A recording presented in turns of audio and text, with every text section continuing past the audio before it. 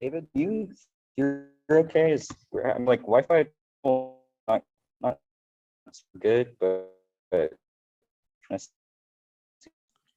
yeah, you sound a little bit buggy. I turned off my video. Is this better? Yes, I can hear you now. Okay.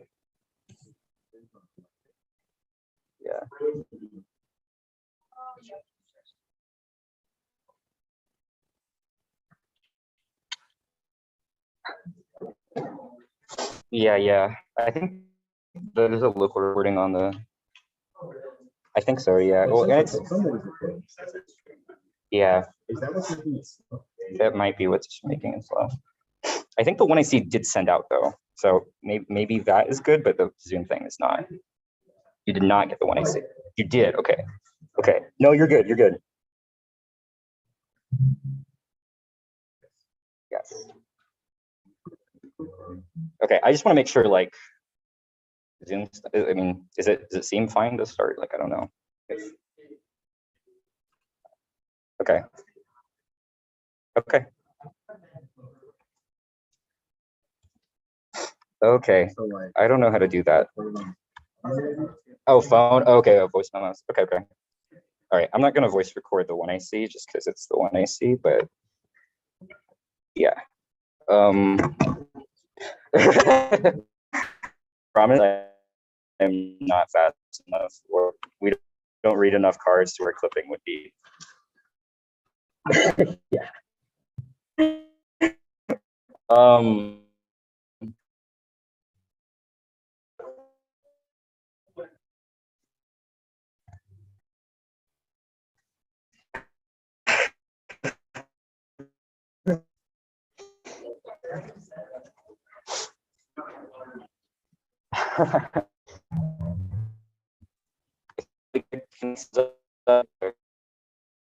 React or anything like that. My volume is up.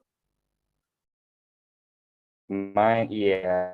That's what I'm like. I just it's so delayed. Yeah. I have a question. Is it just your Wi-Fi? Like, or is it I guess I'm just trying to figure out whether it would work through a separate mic. We're all the same. It's everyone's on the same Wi-Fi here. Oh. I don't know. I don't know shit about tech. But you did not seem frozen right then. Oh my god, just delays.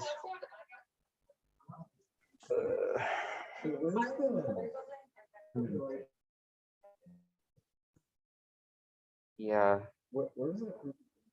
I don't know. I don't even remember what they look like. Do what? Oh, okay. Okay.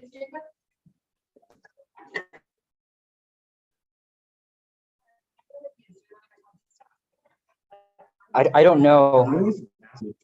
Yeah. Because yeah. Yeah, I mean.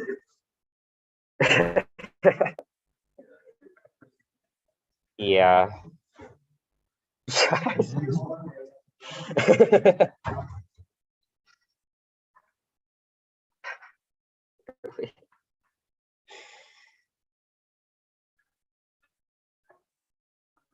Yeah, but it's just like, right.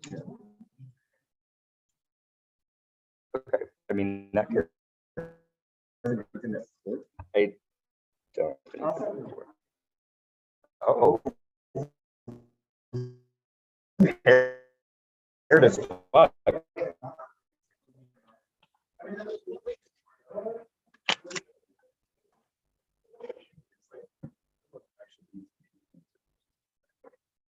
Yeah.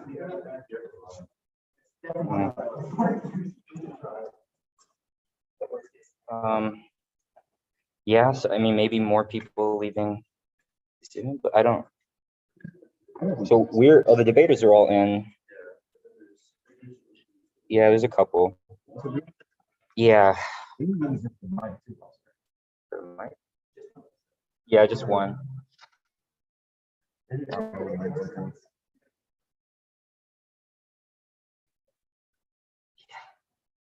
Yeah. Yeah.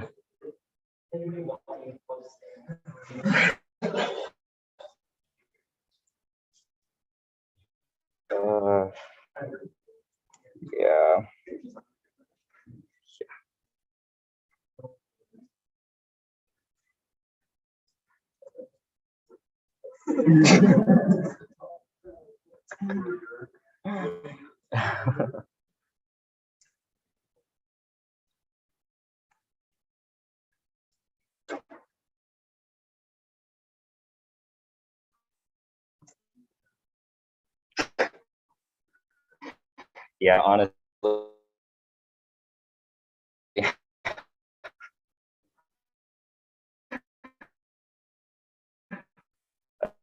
I don't know what to do.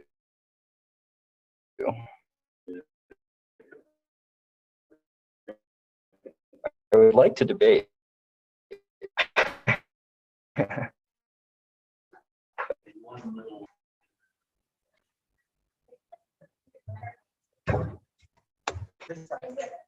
Okay.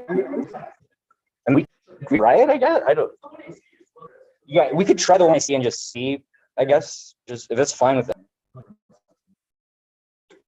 Yeah. Okay. David just said make it work. Okay.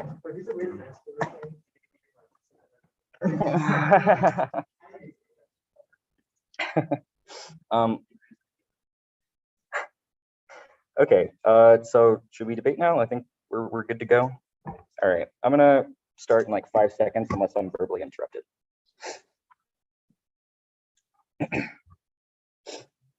It's not during the fire alarms and tornado drills that I need you. It's during the quiet times, during the silence so lonesome, I hope for someone to punch me in the ear just to hear the ring. But I know now that even when we are apart, we are still together. The present is conditioned by the past. My very capacity to be here today is made possible by the innumerable, uncountable, and infinite others I am indebted to. The clothes I wear, the food I eat, the medication I take, all linked by a necropolitical supply chain. Being born into this world inaugurates complicity, and pressing an obligation to each other can never be paid back, tabulated reciprocally, or balanced. And so we care not out of an expectation that we will receive care in return, but because we know the stakes are life and death, not just for us, but for everyone. There is no self-contained subject, just our serial interdependency. The presumption that individuals shape and are shaped by competitive markets erases the intentional acts of love taken for each other that enable survival against the stranglehold of the wage. To attend my first national tournament in high school, Colin and I had to sleep on the couches at my Nana's house. You get in my dad's minivan and drive an hour away. My institutional coach never did policy, so B started working with us pro bono. Flowers took money out of his own pocket so B could travel with us. My senior year, when my school district wouldn't authorize team travel to a big tournament, a coach from another school snuck us onto their bus, risking their job to ensure we could debate. If it wasn't for all of that, I wouldn't have got money to go to college and would have been stuck in Arkansas, a queer disabled kid, unsure if they could take another year of life living like this. So let's talk about interdependency. We're not here by choice or chance, and if one more thing had gone wrong in my life, I may have never gotten my seat at the proverbial table. The figure of the competitive individual subject has colonized the field of value, but misrepresents how we relate to ourselves and each other. And as we deliberate in this echo chamber, how do we attend to those who never make it to debate, the people who will never know what a politics decide, what dispositionality means, what debate could do for them? By refusing to account for the stakes of rhetoric, we squander this activity's potential. So please show me your fist and let's finally settle who's more dependent on whom. If I win, I'm less, and if I lose, I'm less. Alpha 19. Neoliberalism works by colonizing the field of value. Valuables to my logic of competition. Never helps individuals compete as good. Neoliberalism seeks to fix on the rationality of the market and suggests the social distribution of death through markets alike. Spectacular events and agents slow to characterize the limit lethality. Living in conditions of competition is consequence of neoliberalism. Is not a state of exception, but a condition that ensures a healthy live in certain populations to the detriment of others. Healthy living equates successful competition in space of social death, where the people do not matter, struggle to live. The rest of the good life of competitive population segments of population fail to compete or banished. Homelessness, behind bars, and urban dislocations managed. Population is remote competition, permanent stage of disease, make up every governmentality politics, ensure the health of some through the production of neoliberal activities, accelerate individualism, and competing is equated with life for living. If neoliberal subjects not competing is not living. Subject to fail to compete must endure a quasi life closer to living. There's no salvation, whether from time, accident, or violence. The future is disabled as body minds inevitably decay. The failure to care for those capitalism renders disposable, creates eugenic abandonment, making it literally try or die for interdependency. That's Mingus. In 22, we will not trade disabled as for able life. We will not look away from the mass that surrounds us for state machine that committed to turning up profit from eugenic abandonment. We know the state has failed us. We are witnessing state sanctioned murder, eugenics abuse, neglect. We are the richest nation in the world and choose greed over life. It is interest of those in power to keep people uncared for, sick, and who are not entitled to death, who are not entitled to the justice of our level in the name of capital. Say people are not disposable. You're your future present. You're inevitable. future. We are landfill the ways you can play pretend without interruption. Pandemic, climate change, pollution, toxins, the scales, and disabilities. Our collective future and independence, technology, our survival is bound together. That we don't understand that we are independent. The planet we will not survive. Now it is time to recalibrate through values and independence. Understands we bound together in the ground. We can care for one another. Independence cannot exist in scarcity, competition, fairness, and creative flourishes, and abundance and collective access. Independence can exist in 2 people or 6 billion, and everything in between. Our dependence is inherent, but capitalism renders it unintelligible. Categorizing disabled people as a site of counter profitability to rationalize their slow deaths. There is no market competition without eugenics. Rosenthal.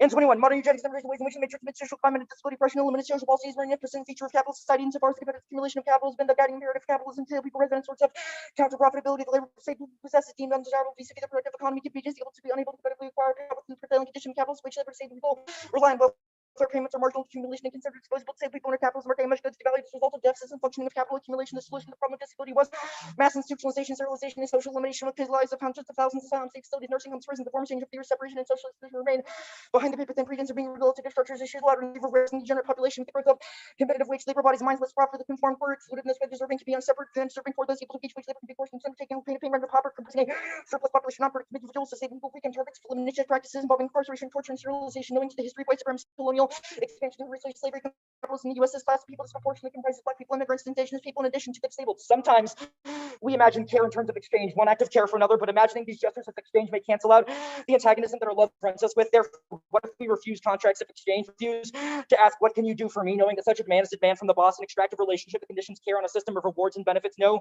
different than age. Some answer is not what can you do for me, but what do I have to do for you? My sophomore year, we forfeited an Octo's debate at Kentucky because I had a panic attack when COVID hit. I lost my insurance and went off medication and stopped debating for half a year. I would have quit if I could afford to be here without my scholarship, so I had to stay. Debate is work, after all, and the disablement is an anti-competitive practice that regulates the marketplace of ideas, mediating truth according to who has access to the public deliberative sphere. But in the face of anti-competitive actions that threaten survival, moments of non-competition are what get us through. The gossiping we do with coaches while we're waiting for decisions. At times, they bring us food, water, coffee, medications in the middle of debates. The non-coach coaches who have advised us for years in RFPs, emails, and tweets. The frame of the competitive individual subject mystifies these acts of no care for one another that run the world despite their systemic devaluation. Hat trick at Dwight. We can care work at the university. I'm not arguing for institutionalization. Working instead of reckoning for how care work is forced upon certain bodies. Care work is unable to attribute yet important care work. UCC University funding those impacted by violence at the university. Use care work to keep each other within.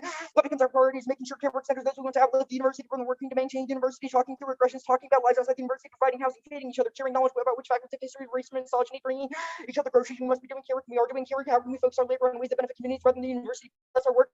For experience of those we share spaces with and those we do not. We understand productivity worsens condition, but is produced by white supremacy, ableism, and patriarchy. The university is founded on the soul and time of energy. The only possible relationship to the university is a criminal one, where one steals what one can. The opposite of abolition for the abolition of society that could have risen, that could have flavored, that could have waged. Thus, Noah and I affirm care work as an embodied project of social reproduction, recognizing that not everyone has the same care needs, but everyone care. Work adopts a non-reciprocal approach to collectivity rooted in the recognition that this shit is killing you too, however much more softly. Kim, in 20, intervention in disability studies, something about elimination for living room for even something of willful and doing in vulnerable populations. But when it teaches about a world in which everyone acts life and resource care. Work emerges from brave mental body tasks more possible a framework of care than itself, not an afterthought. Organizing care work, pleasure, joint community building on a structure or regime of structural something disabled people feel apocalyptic care work permits taking properties that can confront for survival and care work addresses cliffhangers led by the disability rights movement. Those with people whose disability the state never approves of for everyone needs care work never let it care work or in most instances the failing community is not a one-stop shop because friendships not everyone's access to care makes people never cause harm. Care work enables to enact in the world and have an embrace radical notion that everyone deserves care, nurtures in the world where everyone gets what they need and when everyone naturally rests and there is more than enough. Care work is the only ones to an economy of scarcity rooted in reciprocal labor demands where you get what you deserve based on your ability to participate in productive exchange. Instead of signifying disposability, disability, independency must be embraced as ground states of life rather than rehabilitate the disabled subject into a competitive work. The question is how do we turn surviving and debate into thriving? Zavatsanos 19. The impossible requirements lay capitalism figure disabled people surplus, but disabled people can't do work when the class comes against hard work to be disabled even if work behind large working work resisting work resist or exercising right out to work. What is work? This question for Marxism, well, we're told about capital and labor have dependencies. There are set dependencies, not what's wrong. We're all quite reasonable. That is the opposite of dependency and the cost at which that is extracted. One problem is constructive unit lacking care is labor and less and reciprocal give and take, then give and take, especially true of care work until we understand life is labor, never really understand work. All work is only for one thing in life. All is care work until we work on production of value by labor. When we recognize labor, we fail to recognize dependency. I have a broad definition of disability put the level of life. Disability seen as candidate death, where it's obviously the ground set of life. Fresh defined disability can't be untethered from capitalism in the sense that we need to draw a circle on who counts and who doesn't to make rights for things legible within that system. The 1AC is a refusal to fulfill the contract of debate that debate wants us to enter into. Care is not what I give to you, it's why we participate. The desire to complete care relies on a turn to individual resiliency, which kills disabled people. Headline 21. 1 minute substance and take minutes transaction later. If I take from you, then I owe from you, of course. Care is always insolvent, never going to pay back. There's always a trick of refund. What that means, how it structures independencies is a relation that tables with each other resource with time. It's not to say you shouldn't care. The point is how hard it is to care, how many resources care requires, how much time and energy it requires, and you so we can't do it alone. Able to institute it alone, and your work is harder if you need less care. Care just by collecting moments. We're talking about care. We're talking about intense capacity to do what's needed for us to get together. These things ever need support was how care works. As the season draws to a close, it's easier to wonder what we take from it will be the same next year. Will the community mostly without right speech is to show the way in which we're indebted to one another and debate. Care is a long and intimate process. There is no prescription from what you'll take from this round, but you should let it tear you up because that's all the party moment for Lemus. No, you don't understand this shit is genocidal. Was annihilation, that it was the term for things about maiming, whether it's sugar in Barbados or bauxite in Ghana or in Detroit, it's industrial production, which making and murder are homophobic, and all of this is genocidal, is what all the science, general cause of death. Somehow we survive with each other because 100 billion different modalities of care are taken. It's a different separation. Our teachers remain, whether named or not. If we didn't have those teachers, I don't know if we would ever have been to never being thoughtless. I learned from teachers to be told never break someone's spirit by being thoughtless. The bosses need to take with curiosity. That's the only way to keep killing us. We could all be something, of course, individuation shows up. The institution we strike against, we demand from the institution as opposed to questioning existence. The first is shit they hate. 97% of what they say we agree with, and one, however, the careers they might be fundamental constitution of expression, political design, or Italy to practice with their murmuration, productive, structural, social organizing, constant negotiation. It's not easy. Spark tension, solidarity is not sustainable. We have to start cultivating the world on a day-to-day basis. The business end of the university just the shit what we do. We don't have the protocols they impose on us with a brutality or easy to cheat. Who are we to think we're too good to lie, cheat, and steal from these motherfuckers? We have to take care of each other because we live in authoritarianism. If we work in a university or a museum.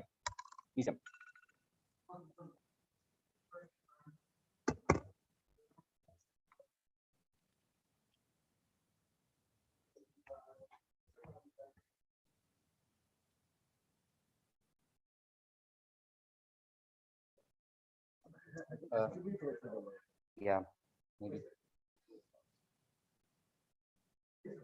Yeah, my volume's on. David, can you hear Harvard? They're trying to. You're kind of faint. Maybe shoulder to shoulder mode. Yeah, you're good.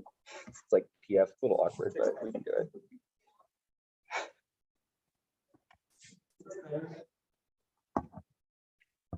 Huh? Is this better? Can you hear me all right? Yeah. Okay, great. Are y'all good for class 6? Yeah, sure. Okay. First, I'm going to ask about the care work of the C. What care have you provided through the reading of the 1AC? So in the context of debate, we are making an argument that everyone gets an NDT final speech.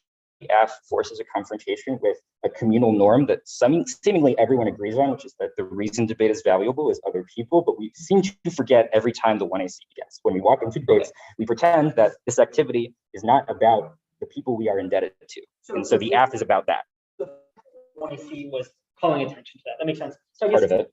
My question then is, what is the negatives form of care work? Is us disputing what you just said also care? Well, so like care work involves accountability, right? So like some forms of care can be violent. That's the F's critique of sort of like the way in which state-based forms of care have historically operated as forms of dispossession. Like, for example, the way in which care workers have historically like broken up marginalized families, the way in which care workers work the residential schools to break up indigenous families, stuff like that. What type of respond and say you are wrong that are not violent? Like, how could we hold you accountable? You would have to prove that something that we did was violent. Like, what do you mean by that? So like, I guess, is there a dialogue we can have with you that is also a form of mutual care work, providing care ourselves? Sure. And what would that look like? What are the tenets of that type of care? I mean, I'm not super certain what type of care you would be proposing, so it's a little bit hard for me to provide a comparative answer to that at this point. But like, you could dispute the way in which we have theorized care. We have had multiple debates this year that have critiqued the assumption in the category of labor that informs our understanding of care work. I guess my question is, why is that a form of care? Like, why is that 1.5 hour process where we debate that? Why is that a form of care? Why is it a form of care to talk to each other and to have discussions about how we can care for each other? Yes. Or does that question not answer itself? Like, why? What do you mean? Like, if we are having a conversation about how we can better care for each other, how is that not caring for each other? Like, that doesn't make much sense to me. Okay. I want to ask about competition. Why is competition antithetical to that form of care you just described? Well, there's a couple of different meanings to competition in the 1AC. So first, there's a critique of competitive economics, but I assume that's not what you're talking about at the moment.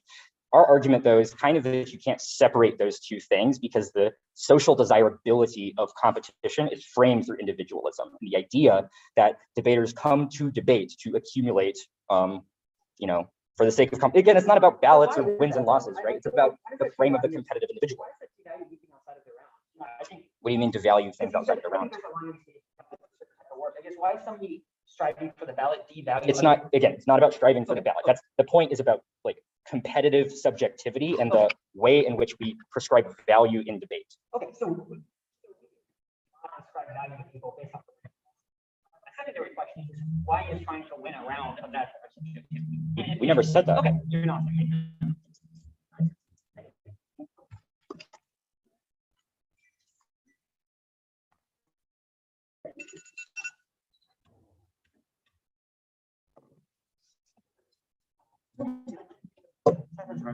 It's a little fucked, but yeah, it's one. I mean, yeah, that's like a ninth grade stand. Like that was a battle worn stand.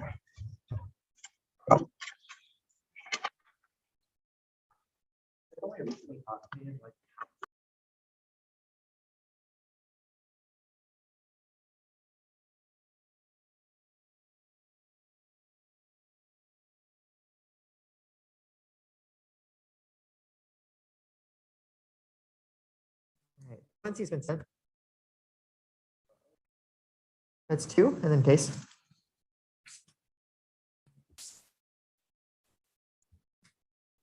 And I'll just keep talking for a bit just to see if David's hearing all this all right. I get a thumbs up for verbal confirmation. Testing. Yeah, I can hear you. Okay. I'm local. Wait, what was that? I'm recording it too, just in case. Okay. Oh, thank you. Where's Matt? Oh yeah, there, that's fine. That's true. All right, it's 2 off in case. Is everybody good? I'm good. Perfect. Great. First off, is topicality. Debate should center on whether the United States federal government should expand antitrust law. The U.S. achieves the 3 branches, use legal, and 16. The U.S. is a 3-branch legislature, executive, and judiciary. Powers not assigned to the Fed or to the state. It's possessive with Million Dictionary, no debt. It's the possessive form of it. Contextually expand the scope means to regulate additional anti-competitive behaviors as Cox and 19. The Clayton expanded the scope of the antitrust law to deal with anti-competitive behavior taxes about fairly boosted company can dominant market position. These behaviors fall into the 2 big buckets. The first is the growth through acquisition. The second, it holds the whole category of dominance. Prohibitions and law forbidding action as Garner. And 16, prohibitions law forbidding is a law or order that forbids a certain action. Preferred interpretation versus limits. Not defending topical action unlimits the topic to anything being topical and stacks the deck against the negative from the start. Fairness is a prior question because it determines the ability to engage. Second is predictable clash. Their interpretation moots predeterminate research and strategy. That's key to argument refinement, which is inherently valuable and makes us more capable advocates. Third is switch side debate enables reflexive openness and solves their offense. Reading on the negative encourages empathetic learning, incorporates all sorts of different literature bases into debates about topical fairness. Net benefits linear thinking and meaningful engagement. Next, you should privilege debates over different political paradigms over endorsing any political paradigm. Unflinching commitments ignore the complexity and partiality of any political theory. Promoting clash is key to interrogate complex issues, provide solutions, and actualize any benefits of debate. That's totally and 2. Theories are approached not as comprehensive as limited and complementary accounts of complex concepts. Political theories offer conditional perspectives on language, power, reform, subjectivity, and practices of freedoms. They enable readers to understand critically both the problem and proposed solutions, to have acquired a complex ability to have come to understand the critically coded concepts that enables us to enter the discussions of relative merits of the proposed solution ourselves and present and defend our views. To have mastered this is to have acquired the burdens of judgments. All is necessary to learn to listen to the other side, to learn the conditional arguments in favor of the various sides, and to be prepared to negotiate with an agreeable solution. Second off, true radical care work is impossible within the confines of debate and the ballot. Their call for the ballot individualizes and neoliberalizes care relationships, turning the case that Simard and Gagnon in 16. Privatizing care in the neoliberal academia following the principles of competition of some succeeds necessary to some fail. Neoliberalism maintains catastrophes even when needs come into the way of individual capacities to compete. Neoliberal imperative for competition have massive implications for mental health, particularly those struggling for care. The actions individualize and decontextualize care. Caring is necessary to escape from the neoliberal paradigms of competition in the academia, but the type of caring that truly facilitates existence implies inserting real now formation without target, without a focus material consequences of transnational capitalism is impossible to confront the impact of ableism. That's ever zealous. And 14, the production of disability daily in public schools punished harshly should be at the school, the prison pipeline, and the prison industrial complex. I'll talk about workers across to labors for the lowest wages, unsafe conditions, and no medical care, toxic waste is done in low income areas for the local residents, acquired diseases, illnesses, and disabilities, lack of access to healthy food, employment, housing, and medical care led to the preventable illnesses that result in disabilities. The nations of the community are animated by unequal relationship of production and consumption. The age of transnational capitalists accumulation of neighborhood bodies is based on the oppressive disenablement of other bodies by the material social relations of transnational capitalism. Able social disabilities have been used to justify continued commercialization in the capitalist economies. Antitrust is the bedrock of the fight against capitalism. Rejection of liberatory potential of legal antitrust reform dooms solvency as 20. The left is failed to understand how concentration a problem, how it drives inequality and powers racism. One progresses to fight the private sector. We do so on the terms of the right, in which one rule to consumers more important than as one. This in the main tool has been persuaded in the boardrooms, not Congress. They should really call the Congress member anti-political ideologies, infiltrated leftist politics, monopolies are aligning the politics, pockets of candidates. We can break the concentration of power using existing statutes. President can stop mergers. Congress overturn bad presidents. With a grassroots movement, we can reshape the economy and democracy by none of this will happen unless we end the government by private monopolies. Our alternative is to make pragmatic demands upon the state towards the anti-capitalist project through solidarity-based politics. This approach is necessary to open up space for more radical projects. Their strategy sees the political potential to conservative forces as Harvey and 15. The problem is their refusal to see the state as a partner in the radical transformation by refusing to take the state, the revolutionary space and allow the state to fall back in the bourgeois, the state to reorganize its mass resistance. The left is not good with answering the question of how we build infrastructure for a city, like water supply, electricity, and so on. There is reluctance to recognize that we need some organization. There are state apparatuses which are important. The CCC had to respond to global economics. You can't do it DIY organization. We can't confront warming through decentralized competition. The Montreal protocols to limit the depletion of the ozone is need organization. Very different to assembly-based politics. So the left doesn't make it. The right will be the next option. The left must be pragmatic. There remains open to the space for more revolutionary outcomes. Even when there's a possibility for revolutionary outcomes, we have to look to the compromise solutions, which roll back neoliberal austerity and open spaces for new forms of organizing can take place. There's been an organized intent to politically change the system. This means having a very clear political project. Problematic with movements where there's no collective project. The dangers that you cannot, that you just tell people cope, and there will be no politics coming out of it. On to case. We'll contest their thesis of competition. It's not antagonistic or draining, but a rejuvenating process of mutual cooperating and striving. It's a form. And two, some competitions bring with them the rewards that are reserved for the sole winner. Let's call these competitions antagonistic. We imagine competitions that are non-zero sum. Antagonistic model could provide competitions for meeting cooperatively and provisionally defined standards of aesthetic and intellectual exercise. I do not view success as a personal fun. Rather, I respond to it as a call to join you in the pursuit. Neither human finds itself meeting outside the context in which we created. When your excellent performance draws out mine out of me, together we potentially unlock the possibility in each the agonism is compatible with the recognition of both the vulnerability of the other and one's dependence upon others for one's own identity. Participation by until provisional restraints, limitations, and norms that mark out arenas in which the such recreations occur. Competitive together for it requires the creation of a common ground from which the participants can interact, and it must have some kind of mechanism for keeping competition open so that the future play can be anticipated. This is also true of antitrust law. The purpose of antitrust law is not to promote rational bounded subjects, but to allocate coordination rights over the economy. This fundamental goal makes the antitrust the linchpin of economic organization and necessary component of any anti-neoliberal politics. That's Steinbaum et al. And 20. Corporation, I think they use legal people who are not corporations cannot act together under antitrust. You know that you has been actually found liable, who has actually been found liable under antitrust. Uber drivers for collectively breaches, where as this giant corporation that dominates them is allowed to do whatever it wants. Antitrust the allocated coordination rights. The idea is who's allowed to coordinate economic activity, and antitrust the firm exemptions. Antitrust chooses sides who has power. Sentences of antitrust and democratic socialism care the cares show that neoliberalism we could solve poverty easily. Antitrust and the social democratic mission can taste great together. One could enable the other. I don't agree with the purpose of antitrust laws to promote competition. It's a policy regime about promoting competition. It's about who gets to decide the economy, who has power, to whom are coordination rights granted. At competition create this false dichotomy between anti-monopolism versus socialism. What we want is the erosion of concentration of power, not domination. It seems to be the principle that would work through the synthesis of democratic socialism, antitrust, and coalition movement. Here's negative. Antitrust can either ossify or counter systemic racism and economic inequality. Its path depends on changing legal enforcement. That's Newman and 21.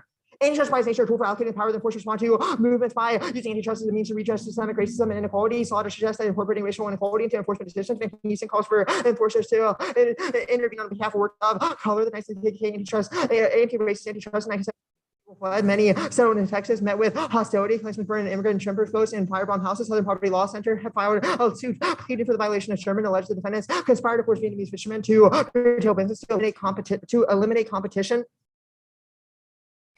Antitrust might be taking a flexible approach, cognizant of the power structure seeking to protect the powerless. Upon the right passing, antitrust serves as a useful tool into a more just society. Antitrust has developed a variety of labels, but a tool is just a tool. Antitrust must center on countering concentrated power. Diversion paths lay open. The first, least ossification, exacerbating inequality, harming those laws that were meant to protect. Next, care work. It expands the demands of labor, creates subjective determination of community, and prevents solidarity.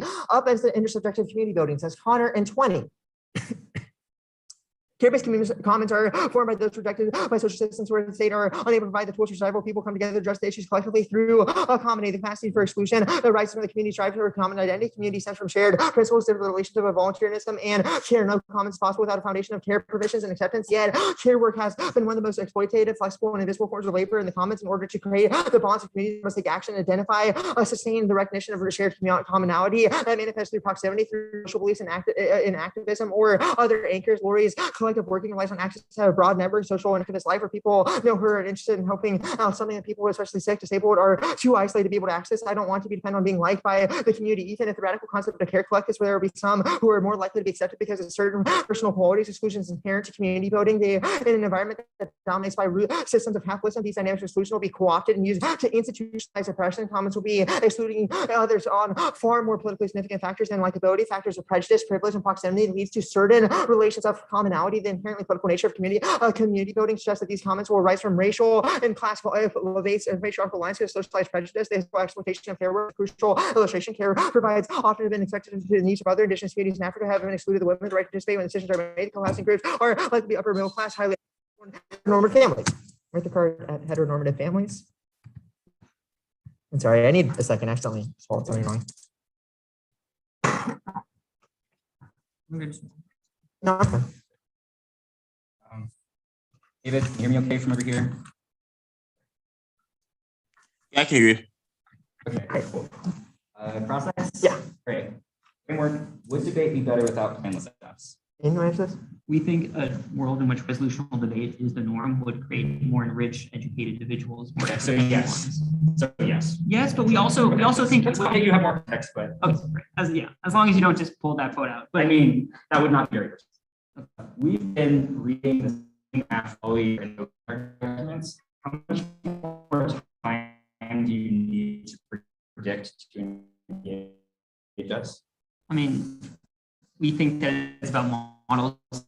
But we're in a debate against us, and you're telling us This is what I was going to say earlier. Actually, we don't think you shouldn't read your app. We think a ballot should be passed to you or reading the app. And that's why we think framework is an engagement in and of itself and a valuable. right. So we should just not be able to win debates reading our app. We don't think that topical apps that don't engage or untopical apps engage with resolution should be accompanied by a ballot. Yes. The second line argument is, of course, that any individual team that follows and reads their same app is not indicative of an overall model of debate. And ultimately, at the end of this round, the judge will be adjudicating the two models of debate. And so you think you should not be forced to negate the app, and we should not be able to win reading this affirmative because it is just too hard for y'all to prepare. Again, you individually. Oh, it's about models, but no debates affect models. What? That's what you just said. You're like, well, yeah, it's about models. We can't predict you, but then also no individual debate is actually about models because it's about that debate, and so it's like, my question is the like, argument was actually the opposite. That this debate is about models. But if you're making a ballot doesn't solve argument, is that what you're trying to? Are you saying why? I'm just going to move on. I'm a little confused. The critique, care work is impossible in the ballot. Why? I mean, we would argue that the judge giving a ballot to a certain team should not be seen as care for that team as individuals. I don't know that we said that, but relationship. you've just been like, you Sure. can't do the app with a ballot, and then you propose an alternative. Seems pretty vague. How do you not link to this? I mean, again, the alternative says that instead of using debate as a site for identifying better politics of care work, instead using it as a site to confront capitalism directly. It's directly a different mode than the one I see. Okay, that's not a link argument. The one I see is a confrontation with capitalism. Are you Sure. just saying like reform link? No, pretty Like, much. what is the ballot link argument? Yes, the argument is the strategies that we use within debate rounds. We're saying that we should develop political anti-capitalist strategies compared to the So care work you think strategy. the that one I we see is not a political strategy. Well, or I an mean, we think it's anti-capitalist political, but compared to Harvey, is not what Harvey advocates for. strategy. Okay, and so the reform link, nothing to do with that. Cool. Ballots? Yes, you read about it. You said the ballot. Like, okay. Yeah, no, like Okay, there is a K of the ballot, but it's a K of your politics as a whole, of course.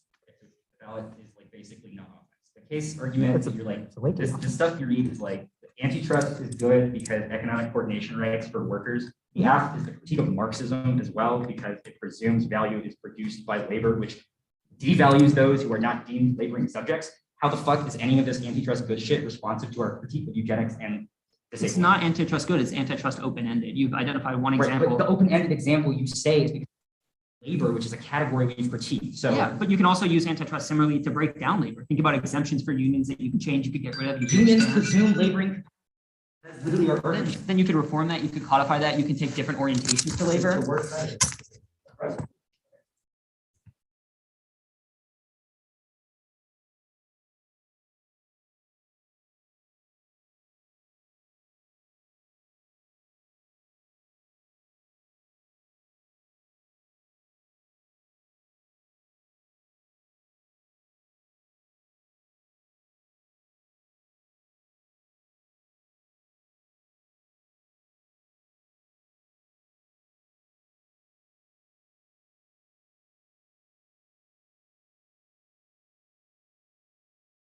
mic first. The order is going to be F, T, K. And David, I'm looking at the Zoom right now to get something from you. Oh, but is volume up? Okay. All right, I see the thumbs up. So I'm gonna go ahead and begin pretty quick unless I'm verbally interrupted.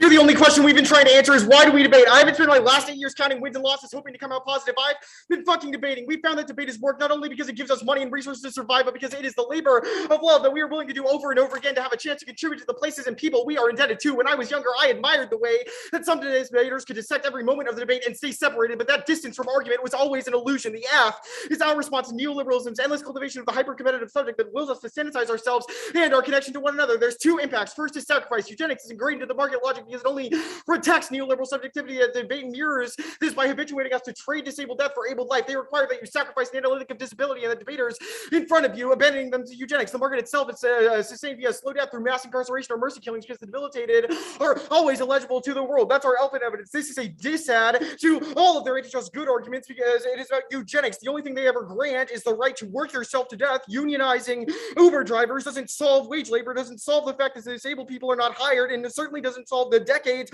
of doctrine in favor of corporations. Even if they win, that they create a socialist market or affirmative is still a critique of Marx. FYI, Zavistano says the reason the worker is bad is because it creates a labor that is decided by a question of value. The second impact of the affirmative is contracts. The market produces give and take relationships that require competitive exchange between subjects and writes off anyone who cannot. Transactional logic of the market wills and debate and forefronts that any subject that is not competing is not living. It necessitates cruelly optimistic attachment to the wage economy and wed subject to a competitive labor that grants them access to neoliberal resources. If you cannot meet that bar, you are justifiably disposed of and pathologized. This logic is mirrored in debate because anyone who has not created a palatable argument has not fulfilled their contract with the marketplace. Solvency for the outcome from who it is for and what it is doing, and not what it is doing in individual moments of exchange. That's our head evidence. This also answers their agonism good argument because it's not responsive to the AF. This is a critique of individualism, which obviously we solve because care work is a prerequisite. The question they ask is why do people ask for the ballot? It's not that we think the ballot is bad, but that it needs to center interdependence and debt to one another. Vote AF to endorse care work and embrace disability as a ground state of life. Care work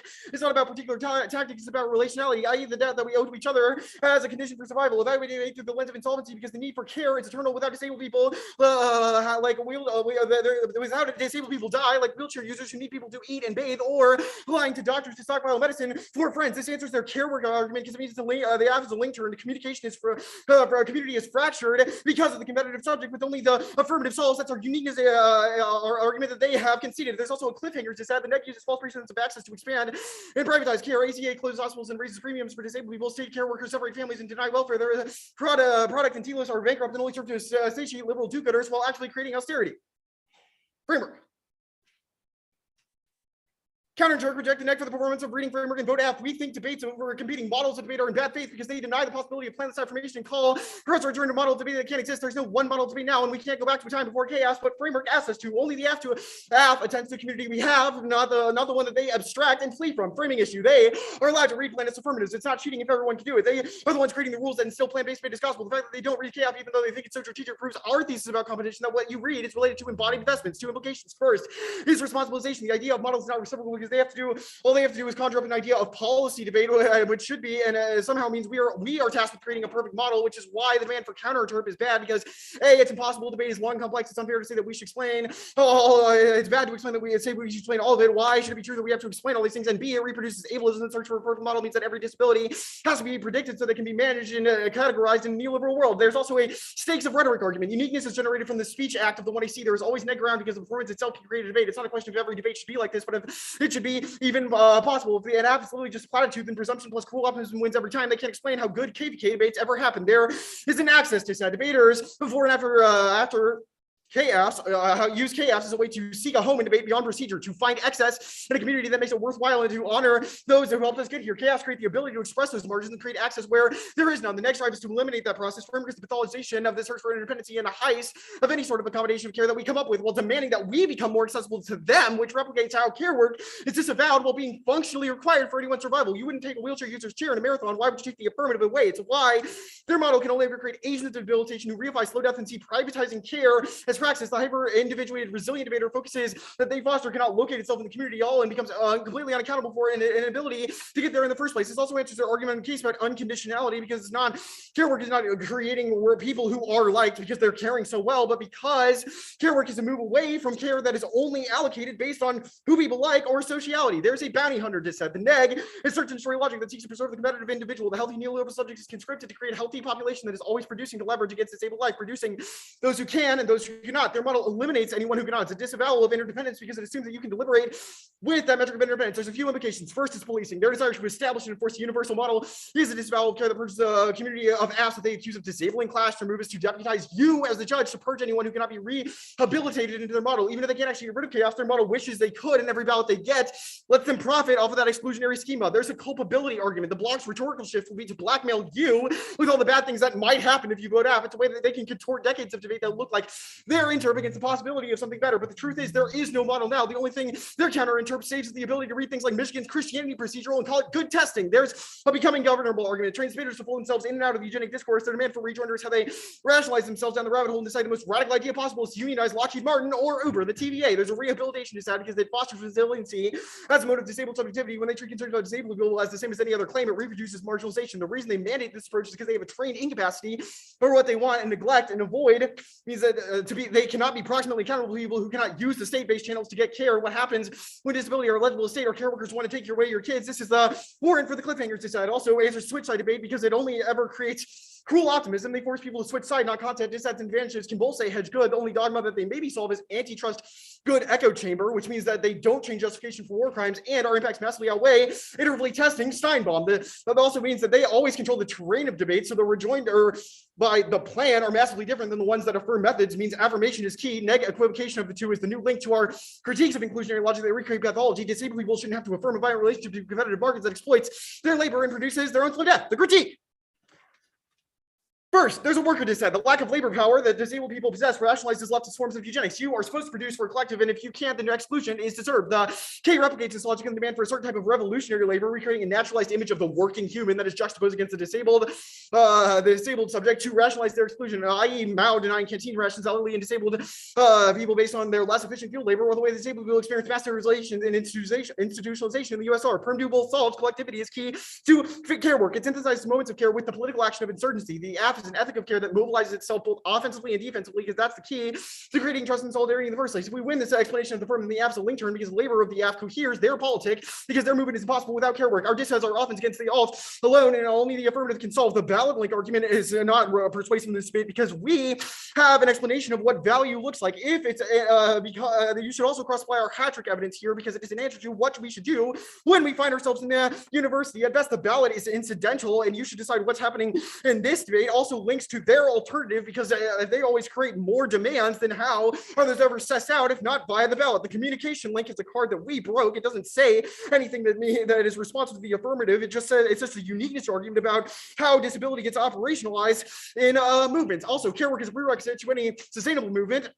I'm not going to read the rest of the tag. Buchanan until 18. Without care, there can be no struggle. This is necessary building energy oriented creating the world that we hope to see as we organize, manifest the world fundamentally, yet also organize focus on meeting and goal that any constant framework that the university hopes to strip. The university is meant to be exhausted. The university has become a more parasitic training communities of care feedback mechanism, incorporate scholars within its structure, pulling them up from embedded work, alienating marginalized scholars from communities of care, aids university production of knowledge. You can cross-apply all the antitrust bad stuff that I don't in case, because I think that is the only move that they have in the block that is be a function of this cap K, but it's definitely not persuasive because there's no impact. If they make one, you can cross-apply the sacrifice argument as a reason that a crisis is not something that happened in this debate. It's a way that they leverage and sacrifice scholarship of disabled debaters, and it is net benefit of the permutation. And their critiques of care will the affirmative to resilience and endlessly abled work of the revolution. This card's really good. Kim and Shulk 21. The concept of cell carriers cast outside fully working positions as waist low. Cast carriers agnostic to radical political work. It promotes a vision of around-the-clock organizing that. The high physical, psychological, emotional needs of working body, mind, positioning the movement itself in cell care. The sequence of the most workable oriented toward liberation upholds.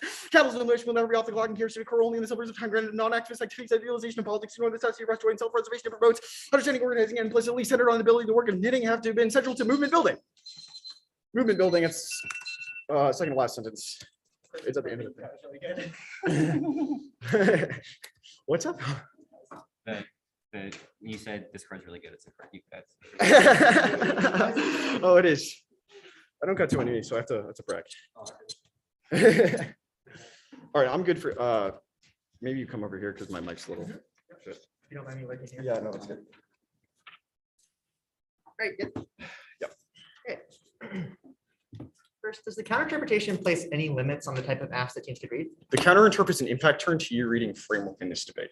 But does it place any limits? So the question of limits is something that we problematize, right? All of our counter interpretation debating is about why this sort of limits competing interps question is going to be a reason that not only you can't solve any of your options, but also it's bad to vote for you, right? So when you're asking me about limits, what I'm hearing is not an earnest engagement of like, how are we going to make debate any better? It's like, how can we get back to debate The that we second line like? question that's very important is that do you believe that all types of KFs are care work?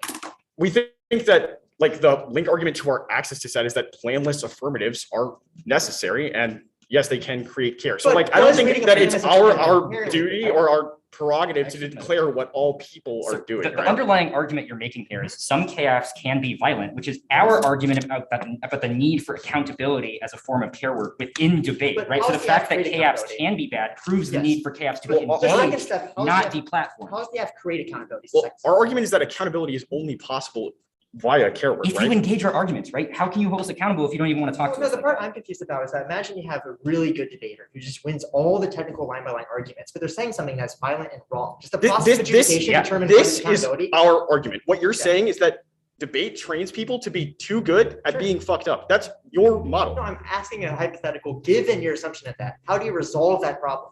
Does Well, the judge intervene? no, if By it's centering wrong? independence, by asking these questions and having debates about Yeah, it, like right? all we can do Yes. is beg and plead the judges not to do that bullshit and not to validate it, right? We can't like go Yes, but- seize your laptop or shit, But right? what if another But- team like doesn't have those style of arguments in the debate? That's why we need to proliferate ours so that people know they can do that. That's also shit, the right. That is an argument, AF, right? that is an AF ballot argument. You are not getting anywhere with this. So I'm a little bit confused why the F ballot changed the proliferation of arguments that other K teams Well, did around. Insofar is as a- it exposes more people to them, right? That is like, what do you No, mean? I think historically it's slightly disproven that reading of certain apps changes. Well, other okay, app this We is- don't behavior, have to especially win that debates. either. Yeah, even not if you do confused win by it. this is not grappling with our key thesis about embodiment, which is the way you should understand solvency or whatever in this A debate. couple Because questions about case I have.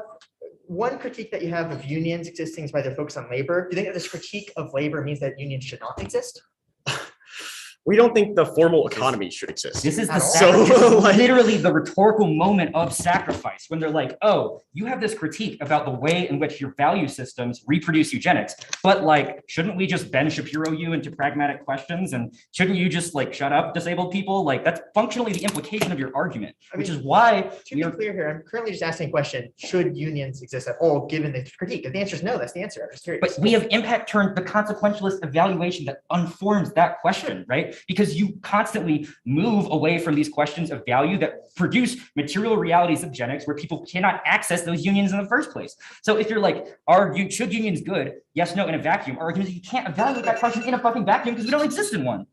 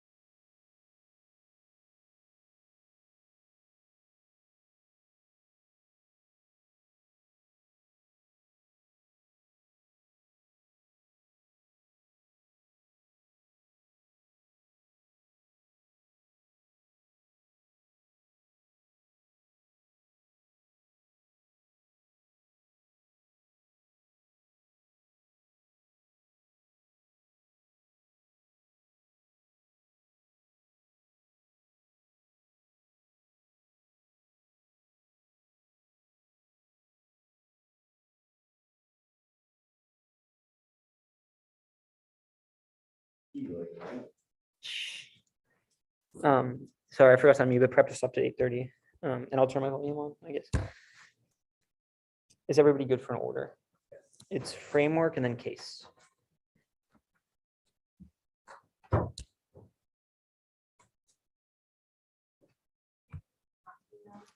Oh yeah, no new evidence.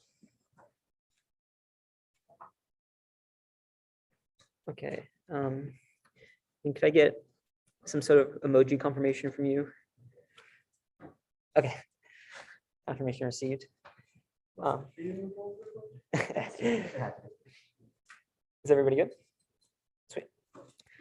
Debate can only exist insofar as there is a role for the negative around a stable stasis point. Every argument introduced in debate is just that, an argument that exists to be rebutted. Any other view of debate neglects the role competitive incentives play because the negative has no other choice but to negate, and the judge ultimately has to render a decision between those arguments. That means you should be concerned with channeling those incentive and structure to a central point of controversy. Clash is the terminal value of debate. The resolution exists to facilitate argumentation. Their interpretation lets the app change the topic post hoc to avoid tactical negative engagement and craft their advocacy to avoid the possibility of being flied. Clash is not a terminal impact, but it's intrinsically good internal link because no matter what we do after this round, having the ability to rigorously process information, identify the strengths and weaknesses of various positions makes us more empathetic, thoughtful, scholars, agents, friends, etc. Debate at the end of the day is an extracurricular that has radical potential insofar as we can dialogue and have a deliberative model that generates targeted questions, but that relies on a resolutional stasis point. Think back to 1AC cross-ex debate. Fundamentally is about contesting the pieces of the affirmative. They said that 1AC cross-ex, that disagreeing with their form of care is itself a form of care. Our argument is that framework is that engagement. It's a fundamental disagreement about how we should orient ourselves to the debate and debate. There are two implications. First is that we've linked here most of their engagement and care arguments because those discussions can only occur insofar as the negative has a prepared strategy,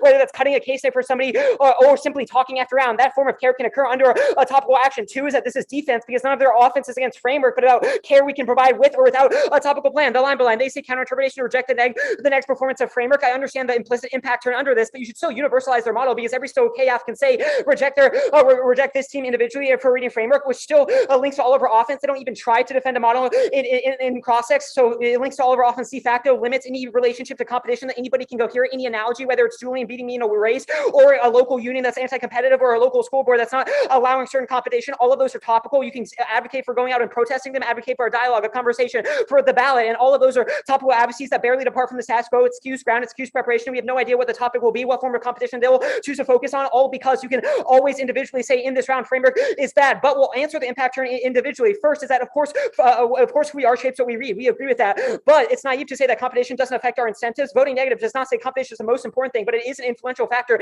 in debate. It's what sets debate right apart from a book club or a reading activity or simply submitting a perfect model or submitting a research paper. They say models aren't reciprocal. We're not saying you have to be defended for a perfect form of debate, obviously, but you should be responsible for your vision of debate. Remember, when I see cross-links, they said it's important. It's a form of care to debate about how we should form care in this community. That is what framework is. It's a debate about debate's orientation to political. Think back to a quote from the 1AC that they're trying to quote, create a thriving form of debate. That is our argument, that we are doing that too, and that we both have a mutual responsibility to create a form of debate that where we can care for one another, and they think framework is part of that. Even then, we're inevitably doing care with one another through framework, so reading that is good. You should not script bad faith onto everybody that reads framework. Obviously, that's a bad form of engagement because it makes you in the ballot assume that Harvard is bad faith debaters and everybody that reads framework is bad faith.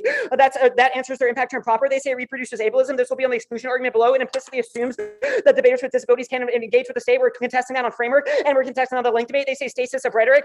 First is that just because you say we have neg ground and KVK debates, it's not responsive. Asa point is counterinterpretation. Yes, there are examples of great KVK debates, but your counterinterpretation in this round is no model, which means even if those KVK debates were good at a debate which anybody can cut and run to the margins, allows policy teams like Emory and Northwestern, even us, to read apps that aren't talkable and skew any prep. The second is that in the status quo, KVK debates can be good because there's a deterrent always on the horizon of topical app or of framework, which means they have to tie the resolution somewhat to the topic and to the resolution and depart from the status quo enough that they won't lose on framework. That incentive does not exist in the world. And third argument is that neg ground is inherently reflective. Is helpful for them in the 2AC to tell us that we could have read cap or cruel optimism, as they say, but that's always going to occur after the 2AC, which means we're always playing catch up, which is a worse form of debate. Think of the best debates you've judged, third and fourth level testing, where the negative knew what the app would be ahead of time. They fundamentally are antithetical to that model. They say access to a framework is not analogous to taking somebody's wheelchair. Asa point, we're not excluding you. Remember, the thesis of the app is that dialogue over models to debate is good. That is framework. It's not exclusion. Voting negative does not say GMU should get out of the activity. It's not a referendum on them individually at all. It's rather saying that engagement would best be structured through a topical action so that we can care for each other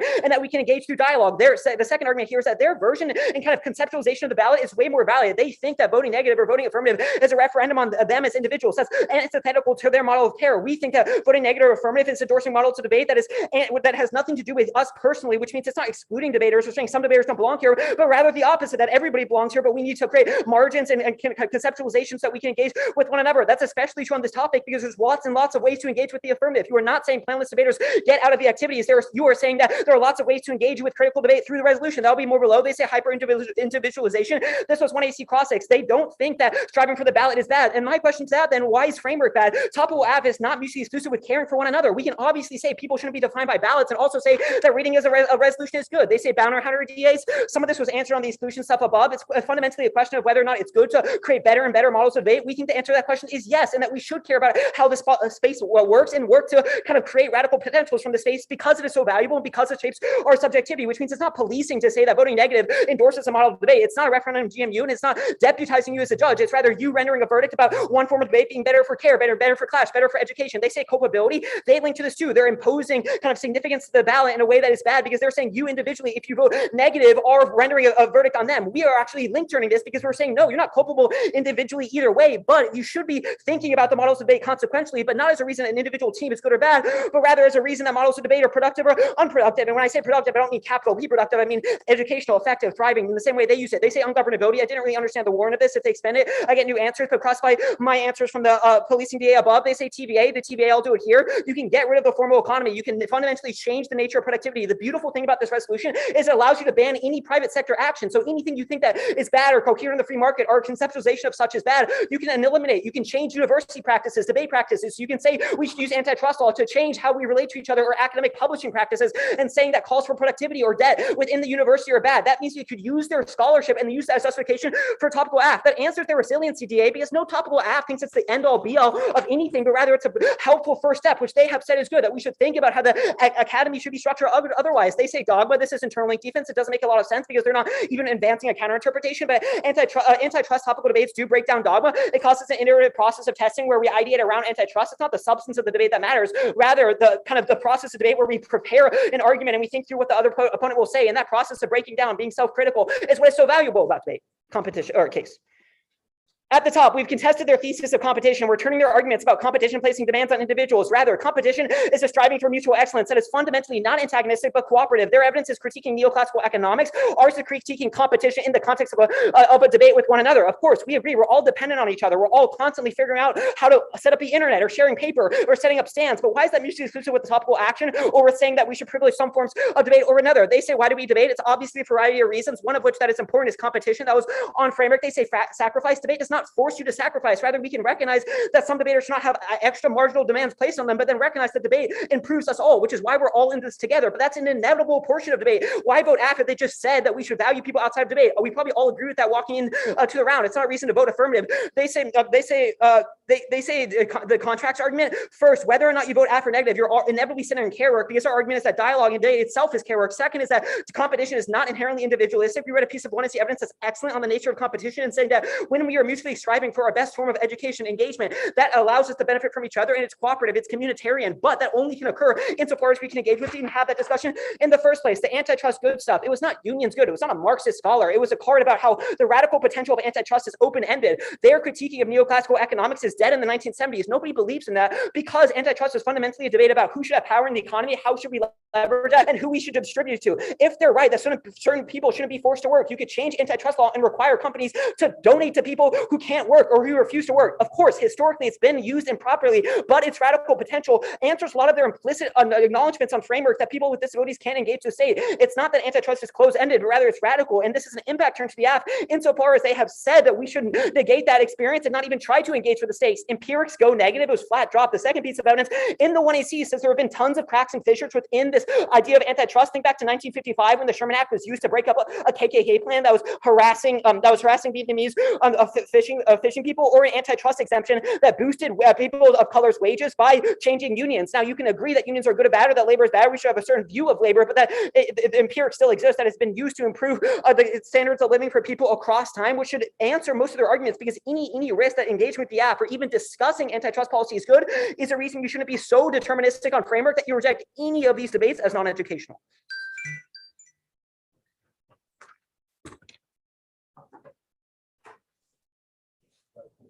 Of course. I can move too. But.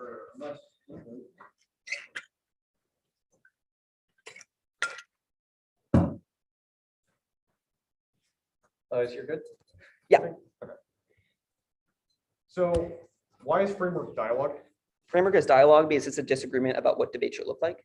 So when we ask in cross-sex of the 1AC, should the app exist, you say no. But I don't think the important thing about the app is you not reading a plan. It's your scholarship, it's your commitment, it's your passion. We think the 1AC scholarship and you of people, of course, can exist in this activity, irrespective of whether or not you have a sentence about the US we can sub G. exist in the activity as long as we do what you But want. that's my response to your question. When you say, should this app exist? I don't think the most important part of the app is you refusing in this kind of arbitrary norm we have. It's the scholarship you have introduced. And we think that scholarship is valuable, Okay, but it's why do you get to decide what the most important part of the app is? Also, why Fair. It's key to like our whole scholarship, right? Well, It's the way it is affirmed. Obviously, if the state was involved, if the app was the TVA, this debate wouldn't happen. All of the debates that we have would be completely different. So why do you get to say like this is dialogue because of course, we're basically doing the same thing? Yeah, of course, it's not like on me personally to decide what I think about the 1AC, but remember, debate begins at the 1NC. And you said that care should be expressed in mutual dialogue. And of course, we agree with that. But we think that adding a plan to the 1AC maximizes that radical potential for care, for dialogue, for clash. Maximizes potentiality for you. For both teams. We think, and you said this on 1AC This cross-sex. is my next question. How does dialogue happen in KVK case? Where there are no plans? We think that, well, there's several arguments I gave. First is that the reason KVK debates are great, there's great examples of KVK debates, is one, because there's a threat of framework. Two is that we can prep for the top. Threat of framework. Yes. So you're establishing the threat of framework. Well, That's your role in the community. No, it's not literally, that wasn't a solvency argument. It was a defensive argument against TVA. The second line argument. A defensive. Yeah. No, not. You're conflating two arguments. But the second line argument is that, of course, we can prep for teams individually, but do we really want to endorse a model of debate that universalizes that to every team? Our argument is that debate, the uniqueness for a debate to even occur comes from the speech act of the 1AC. So when you're telling me debate begins in the 1NC, I disagree. And I think maybe that's the way we can conceptualize the difference between debates about. I think that is a helpful distinction. Debate. I think that is a helpful distinction because I think what we are arguing is that a lot of the value of debate does not begin with the presentation of the 1AC. It begins with the rebuttal of such. And I think that we are proposing a model of debate that invests in the education of debate from a dialogic perspective. So in your idea of debate, if it begins from the 1NC, how can arguments be embodied? Well, I'm saying that like philosophically, like debate literally is not a monotone speech or an individual speech, right? Debate exists when two ideas clash with one another. And I think your presentation of the 1AC, while helpful, while valuable, is most helpful when other people understand it, when other people internalize it, and then think through why it's right or wrong. And that process better understand it once we have done what you require. Once you have engaged in a way we can predict, we can prepare for, we can go third, fourth level time. Of course, like we think that. Wait, I'm sorry. Why are the best debates always this hyper iteratively tested thing? I just don't even know if I agree with that. Like there are good debates that. 100%. 100%. And that goes back to like kind of the isolated examples, but you're 100% right. But we're making an argument about how to kind of view debate overall, how to view models of debate overall. But I agree with you, not always the case, of course.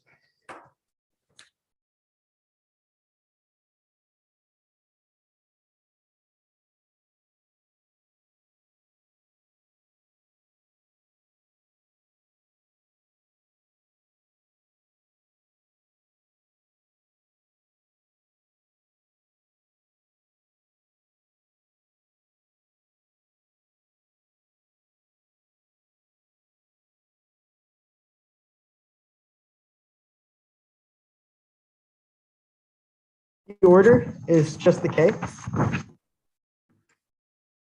Yeah, of course.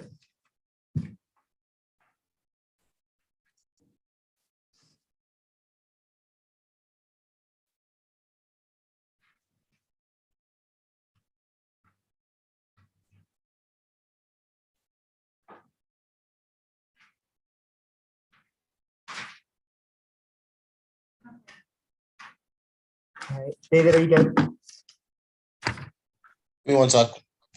Okay, no problem.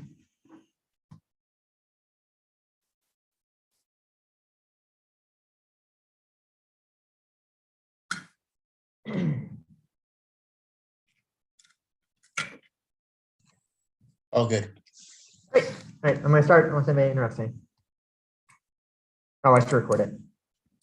I'm still worried about this.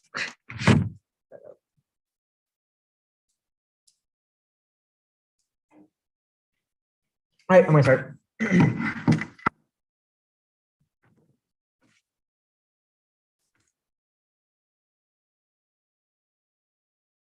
One is his push for a model of interdependency and community formation, but the way that they posit the ballot in the relationship debate is a false recognition of that same fact. The historical materials lens provides the best explanation for the one I see. First is the creation of disability resulting from social and economic forces of capitalism during the industrial revolution. As a work of nature changed the production base and the needs of labor markets meant to value humans as machines. Institutions separate people on the basis of ability, which created the ableist coding of people. Pre-capitalist societies included disabled people, which disproves the social model they have promulgated. Second, the production disability on a daily basis emerged from transnational capitalism that props up income inequality and supports the school to prison pipeline, the use of migrant labor, toxic waste dumping. All of these cause create health problems in capitalism to create the category of new disabled folks. If this independently outweighs the case to combating capitalism by using policies a prerequisite to stopping the daily production of disability that they have described. Even if care work is an accurate method, they have not fully presented the method of challenging capitalism at the root of that telos. First is the worker DA. Why discussion of structuring the nature of capitalism necessitate you worker eugenic logics? First is the opposite. Eugenics resulted from a capitalist pressure to eliminate unnecessary productivity from the workforce. It's not merely a result of understanding of bodies, but instead a push by society, by capitalist machines, by the actual machinery of labor itself. Second, their critique is of Das Kapital proper. We never said that your worth individually is labor, nor that life is labor, but instead that capitalist societies construct certain regimes that ought to be eliminated. Here is a rehighlighting from their hatchet card. The reason why when I see minimized as part of the sections that advocates for things like class consciousness. Here's the card. PBS is Samashino defined care worth by 10 principles, intersectionality, leadership of those most impacted, anti-capitalist politics, cross-movement solidarity, recognizing wholeness, sustainability, commitment to cross-disability solidarity, independence, collective actions, and collective liberation. Third, this is incredibly important. Yes, consequentialism does matter. We are not defending a Ben Shapiro of the app. We're asking fundamental questions to the goals of the affirmative, describing the demand to articulate the future. Being necessarily eugenic sees the possibility of claiming and planning the future as a whole. How do we plan for which communities of care to have in the future? What type of care works does exist? They will claim that these are eugenic logics, but instead it's the planning that's essential to understanding the importance of care work in the first place relies on these understandings in the future to begin with. Every articulation of why care work structures capitalism is something that they have already decried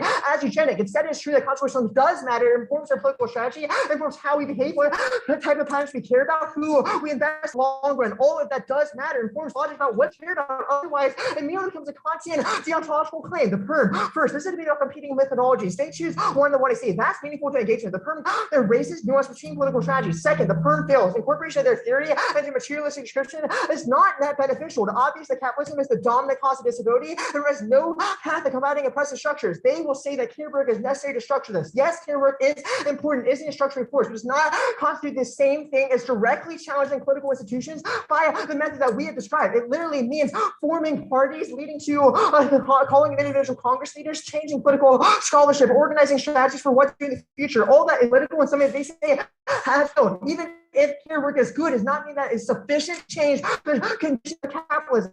Third, collectivity. The act fundamentally is opposition to a coalitional approach. It requires prioritizing identity. It does not seem so, given the one I see the articulation to frame the fact that even beneficial actions will prevent the combination, the method that they say is good. Here's a card for that, this deal. And 13, versions on equation conflation tends to important for DS to further develop distinct threads and understand the nature of disability experience along with other ways forms of difference, other sources of social disadvantage, cross-fertilization rather than conflation of diverse insights and the difference of diversity, cultural awareness, race, and pedagogical device for to advanced institutionalized multiple and cross-cutting understanding of human identities. The third argument is the ballot K. Yes, it is important, it is a link.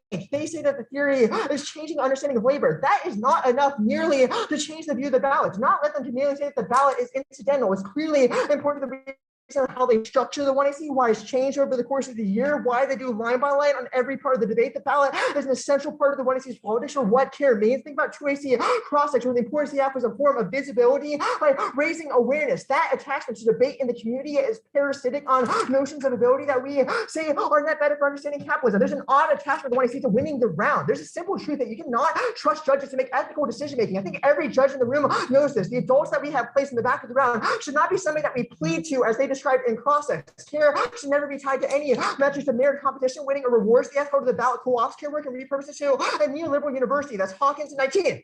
If care practices offer the means to militate against the academia, there are not easy to enact the academic based model of continuous achievement, performing as neoliberal subjects. We respond to practice and competition and a winner takes all. Those many academics are complicit in the very processes that shifted the mission of the university towards market and thus co-opting the program, university, and globalization, obscure the issues that led to the need for such program in the first place. Reflection of discomforting, it can be when cares reward the merit of narrative, imperative to transform all experience into writing can reduce the value by treating experience as a means to the end, something starting feeling to compromise by the increased visibility of the program and its awards. Their next argument was the fact that we link as well. No, the neg opts for an alternative strategy for organizing. It's not merely a balance, a different view of how debate operates, not just saying that we should win because it's popularized. Well, they have attached themselves to care work that we see becomes parasitic when attached to the ballot. Their first card, it says functionally nothing against Marxism. It says that the goal of any cost is bad. Some degree of theological politics is necessary for recognizing our goal of politics, proven by the 1AC pausing a notion of the future. We're always telling stories that have conclusions and what kind of narratives and stories that we tell. The second card, Kim and Shaw, clearly care work is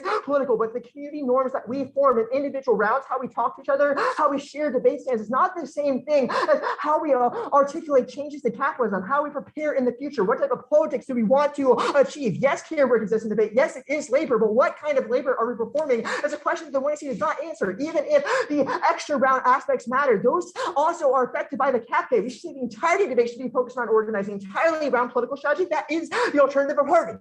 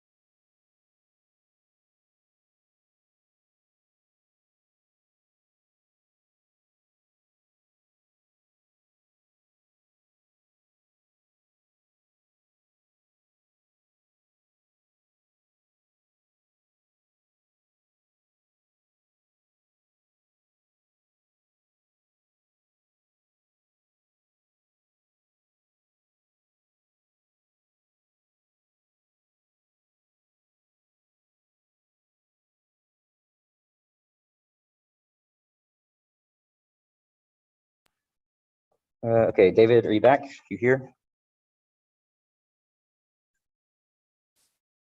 Thumbs up. Okay. Case, framework, critique.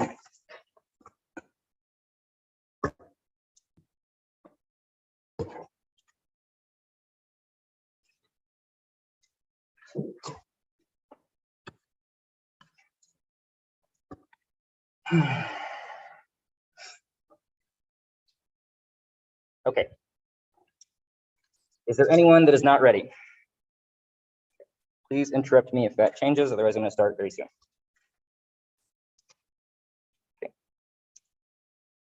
Care work is the only way to attend to the violence disabled people face in and outside of debate by registering how our very capacity to speak here is enabled by the disablement of others. Even if you don't think the app spills out, you should vote have to hold Harvard accountable for the way their performance in this debate disavows disabled people. This process of critique is how we perform care work in this debate by exposing the way in which Harvard's disavowal it leads to sacrifice framing issue. If they cannot explain why some people make it to this activity but others don't, you have to vote app. It's the only way to attend to those who have never had the luxury of 8 years of participation in debate, who will never benefit from the procedural fairness of their model. We are not here only because of a debilitating supply chain that must be accounted for, but also because moments of non-competitive collective preservation ensure we keep each other alive. Coaches smuggling students on buses, bringing meds during debates, professors forging documents for me, stuff I can't talk about that kept me here through all of this shit. Your decision must attend not simply to the content of this debate, but the world that coheres its possibilities. So even if we are behind on some technical questions, you cannot articulate a coherent Nick ballot. If we win this top level thesis, we link turn all of their competition reclamation stuff. Their card is about agonism and presumes that they can reclaim competition because the people in that activity care for each other, which means the F is a sequencing question. If we win, this adds to their sort of rhetorical performance and positioning within this debate. The sacrifice impact from the 2AC is a disadd to voting negative. The 2NR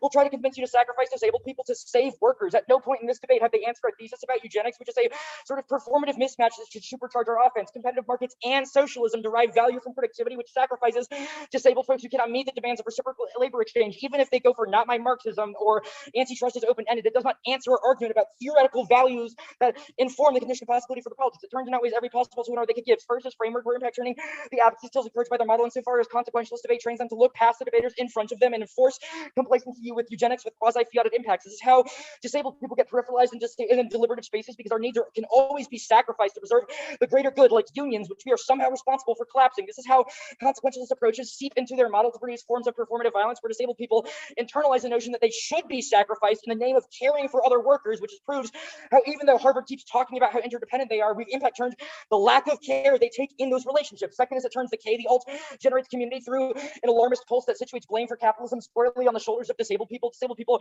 are constantly scapegoated for not doing enough, being too burdensome or otherwise insufficient, which is how intramural violence against them gets rationalized. They have dropped multiple examples about how Mao denied canteen rations to unproductive workers, or how the USSR forcibly sterilized disabled workers. Both assume the logical endpoint of their good communist alternative. Anything less is just like liberal democratic socialism that we've impacted on the reform debate framework.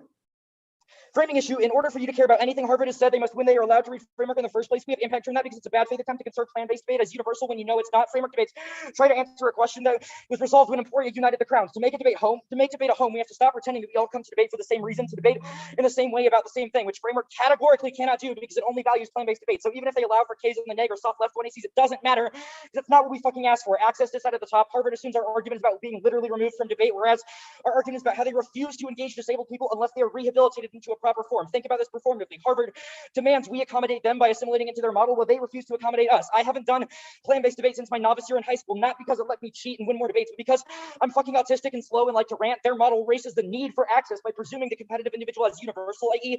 that people only read chaos to boost their win rate or evade clash, when you know that is not the case. Endorsing their model requires you to eliminate modes of affirmation to let disabled people participate in this activity. The way they understand fairness in debate assumes an equal playing field that doesn't exist. It's like saying that everyone has an equal chance to win a marathon simply because the starting line was the same, even as they take away wheelchairs from their users. It turns and outweighs their offense. First is fairness. The notion of procedural equality writes out the care work that enables participation in debate. They use competitive equity to not only deny accommodations to people in debate, but also to make us unaccountable for those who can never find themselves in this activity. Plans, fiat, condo, all mean nothing to the dispossessed, currently rotting from competitive markets. But the neg asks you to consolidate this community for so they can maximize Harvard's potential, but at whose expense? Second is it turns their skills in education off into their model experts advocates who believe that truth is determined by capacity debate, which means when they interact with disabled people outside of debate who may not be as efficient, persuasive, or rigorously researched, they get rhetorically outflanked by debaters like Harvard who believe that truth is determined by how good you are at communicating, not your embodied relationship to the world, which proves they never get to the romantic, empathetic, thoughtful, flowery depiction of debate they ask to, because the enforcement of their model requires the purging and denial of interdependence, covalence, and interdependency with disabled people in the room that you're fucking with. counterinterp is to reject the neg, but the active reading framework. All their competing arguments assumes that are an attempt to flee from the debate in front of them because they cannot justify denying accommodations to disabled debaters except through procedurally writing us out like doctors do, which is why our refusal to tolerate model debates open up the possibility of a community that accepts planless AFs as accommodations. Harvard could read a KAF too, but the fact that they choose not to, despite claiming that excuse AF win rates, proves how the stuff we say in debate is related to embodied investments. Thus, you should not punish us for using accommodations that Harvard has chosen not to. TVA is their only way out. It doesn't solve Harvard's claim that we should just use the AF as a justification for the TVA. It ignores that our impact is the form of their model as it forces us to assimilate into a game that we've rejected because it's inaccessible. Fiat, line by line, 7 off, cutting tons of cards. No thanks. We've read this F for a reason, not because we get to talk about the people we love in debate. Obviously, that's part of it, but because the form of debate rounds they desire eliminate questions of performance. There is no impact returns case argument, so the case obviously outweighs. It's done mostly on the case proper page, but you can extend permutation to both of it. You should give us in the methods debate because it's necessary to test the combination of new forms of methods and the synthesis between our positions. Cat-bat is not a link argument because we agree. You can read our 1AC card. Their link argument is basically a trade-off with reform argument, with the permutation solves the beginning of tell evidence, makes a wonderful sequence claim. Even if they are correct, we need to like call our senators, go to rallies, etc. That plus the Kim and Schultz evidence says that people are not capable or willing to show up in the first place, which is why the call for commons and collective movements like that inevitably rely on individual capacity to perform self-care to show up, right? But our whole point about care work and the necessity to synthesize it with the alternative is because people can't just automatically go and politically organize. When you are in inaccessible spaces, when you are a wheelchair user, you have to think about that shit and do care work. The worker dissent is explained largely on case specific. The sacrifice argument, the term is key to ensure the alt doesn't just protect unions, but also protect disabled people.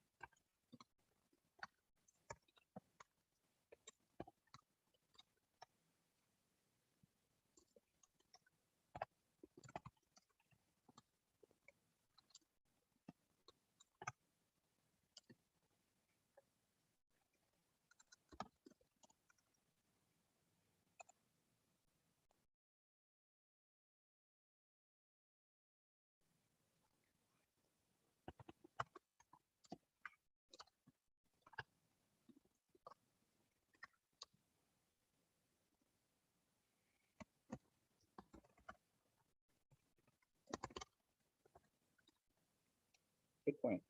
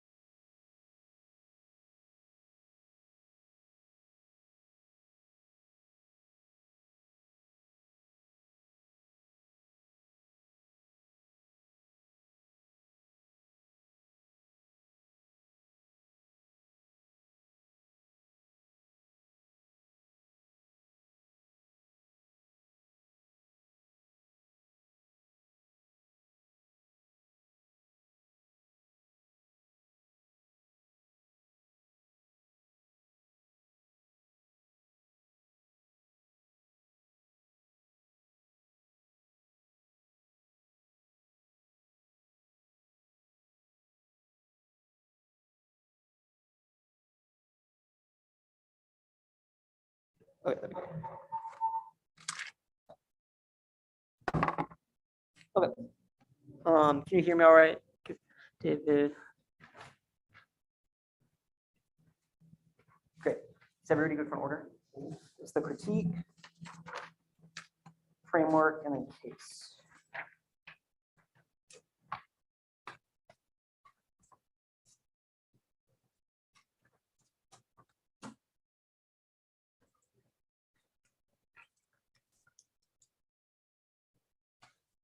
Okay. Is everybody good?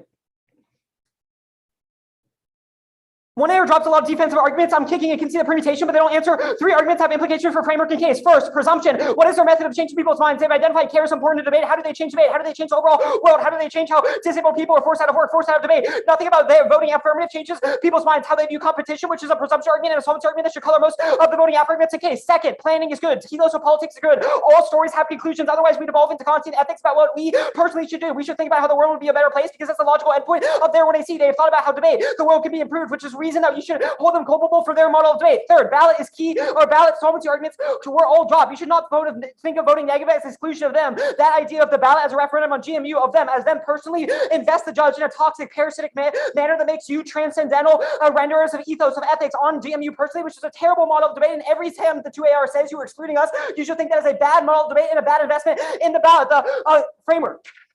First is impact out. We have an external impact of clash, and we are link turning most of their care arguments, so only we have external offense. The impact outweighs. No matter what we do outside this round, it's better to be able to understand, process information, dissect other people's arguments. It makes us better scholars, academics, lawyers, friends, litigators, etc. Yes, it's kind of idealistic, but we're all here for a reason. We invest time for a reason because we think this has radical potential. The through line of all these skills, though, is that we need to be able to process information, identify the strengths and weaknesses of our position, or change our minds over time, only which topical debate facilitates. Timeline proper. They say they say you can't be allowed to win. Read framework. 2 arguments. First, 3 minutes of the 2NC, we're saying my framework is a form of care, almost flat dropped. I spent like 2 minutes characterizing my framework is a form of care, a form of disagreement, a form of dialogue. If they said 1AC crossings is good, it's a debate, about orientation, about how we can make this space better, which means that it in itself is valuable, it is productive, and that you should vote negative, not as an exclusion, rather as an affirmation of that. 2, it's not bad faith. Assuming bad faith is bad, that was in the 2NC was dropped. It's a bad model of politics that requires, again, you as judges to script intentions onto debaters. We should not give adults the power to do that. They say debate only values planned debating. That trivializes K-debate. The valuable thing about K-debate is not whether or not they read an 8-second plan text, but their scholarship, etc., which is not mutually exclusive with the resolution. But that matters because the only way we can engage with those affirmatives is through being able to predict their affirmatives. That is a better form of care. We have link turned their care and engagement arguments that we want. We do care and we do value, but the only way to value your scholarship is for us to disagree with it, which is fundamentally impossible under their model of debate. The axis DA is their only impact turner. I'll have a couple of answers. First, there are a variety of ways to engage with the resolution. The 1AR identifies a variety of things that make debate inaccessible, like spreading or like line blind. Those are not intrinsic to topical debate. You can vote negative and say topical debate is good and those things are bad, and vice versa, but that's not an impact turn to resolution. All the reasons that debate is good, we still access. Third is that you should not think about us saying we accommodate them. Voting negative on framework does not say they need to accommodate us, but rather that in order to have a dialogue that makes us all more enriched, educated people that can leave this round more informed, that we need to have some stasis of politics. We all implicitly agree with this. When AC Crossix said it's good to dialogue, it's good to engage with them. The only question is how to draw those lines. Third, we do not think debate is an equal playing field. The word fairness was not in the 2NC, but they spent like 2 minutes impact turning this. It's obviously not a fair playing field, but those things are out of round, and the idea that rejecting resolution solves that is not worse, because it actually leads to a less fair playing field, because teams with more resources can monopolize prep because they can read anything they want. Their fairness argument, again, we didn't say competitive equity for competitive equity's sake, but for the larger purpose of clash, they say skills and education. Some of this will be answered on case. Framework does not mean I think you aren't smart. Obviously, nothing about our presentation of framework means that because we imagine the hypothetical implementation of plan, we value a referendum on you personally. Again, we do not think wins, ballots, losses, or framework values them personally. You should not invest your own self with the ability to do that. They say we requires purging. That is not the case. The ballot is not a referendum on them personally. Crossed by that from the case, reading on the negative and the TVA all proves that there are ways to combine your scholarship with the topical debate. We think it's valuable, but only insofar as we can engage with it. The counter interpretation, they don't answer any of my arguments. Again, it's not accommodations, but rather reasons that having a mutually prepared stasis of debate is good. A model of debate, their model of debate is Wild West. Anything goes. You can protest monopoly. You can advocate to delete your social media because Facebook is a monopoly. You can talk about the NDT's policy as anti-competitive. all of these things, the pattern throughout them is that there's no stasis, there's no cost-cutting negative generics, there's no predictability. You cannot vote affirmative unless you ask yourself, are you comfortable sending your debaters into a round where anything can be discussed? Remember, they have said that if we win, we can read framework, then we can win all of these impacts. And we have said on the critique and on case that you should be culpable for your model of debate because they have some themselves. We should create a, quote, thriving debate community. They say it's about embodied politics. Of course, we embody our politics to some extent, but they've conceded that competition is still an important incentive in debate and that their voting affirmative neglects and misunderstands it because their interp does incentivize policy teams like Northwestern or Emory to just kind of run to the margins and skew prep. They say TVA. They have dropped the thesis of it. They're not disagreeing with the substance of debate, that there are ways to engage with the resolution. You can apply the Sherman Act to university, to debate. You can say that NDT's rules are anti-competitive, but the difference between that and our model is that it allows negative engagement. That's not assimilation because you can still use your scholarship as justification for a topical plan, but that allows equal negation and allows for the negative to care for you because we can actually predict what you're going to say, which means it's not assimilation because it doesn't fundamentally cohere the identity of your argument case. Again, we have forwarded a different model of debate. Of course, some people never make it to this activity. Voting app does not solve that, and the idea that it does is a form of false politics. But the idea that some people don't make it to this activity is important to focus on. The app doesn't change that, doesn't solve anything. That was on the critique. But we forwarded a model of debate that is not mutually exclusive with recognizing that. We don't think debate is an individualistic performance. We're all part of the community. We're all part of disagreeing with each other. That enriches both you and us. That's our agonistic card. It's great. Either way, voting app or neg is a reclamation of competition. If they don't solve it, then neither do we. But care is an inevitable part of debate, which means it's both a presumption argument, but also an argument that our model solves care because it does so through dialogue. We can still share our stance. We can still set up the internet together. Nothing about resolutional debate says that I do not care for GMU. Of course I do. And of course we all care for each other. They say sacrifice argument. This was answered somewhere on the K. Just because we say antitrust is good does not mean that you individually should be sacrificed. There are ways to engage with the resolution that does not sacrifice people to disabilities. You can get rid of work. You can get rid of formal care. You can say companies must donate to people who do not want to work. None of these say eugenics is good. And because I defend a topical plan does not mean that I think all progress is good or that all progress is eugenics. Rather, we should care about how to make the world a better place, which is not equivalent to eugenics, but is an important thing for us as scholars and academics to care about.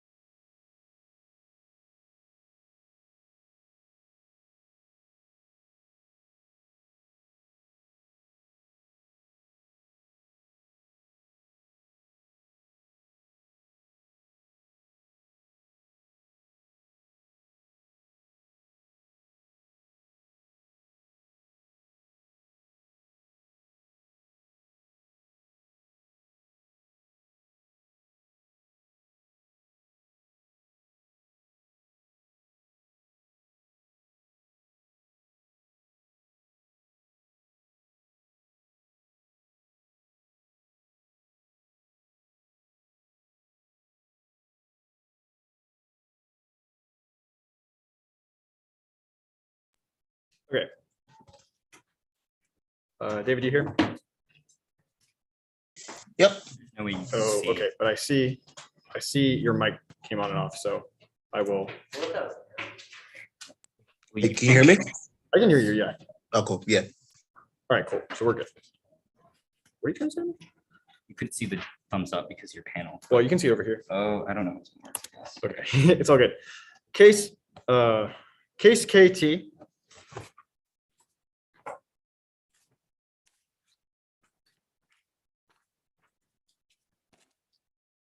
So everyone's ready. I'm gonna start in just a few seconds.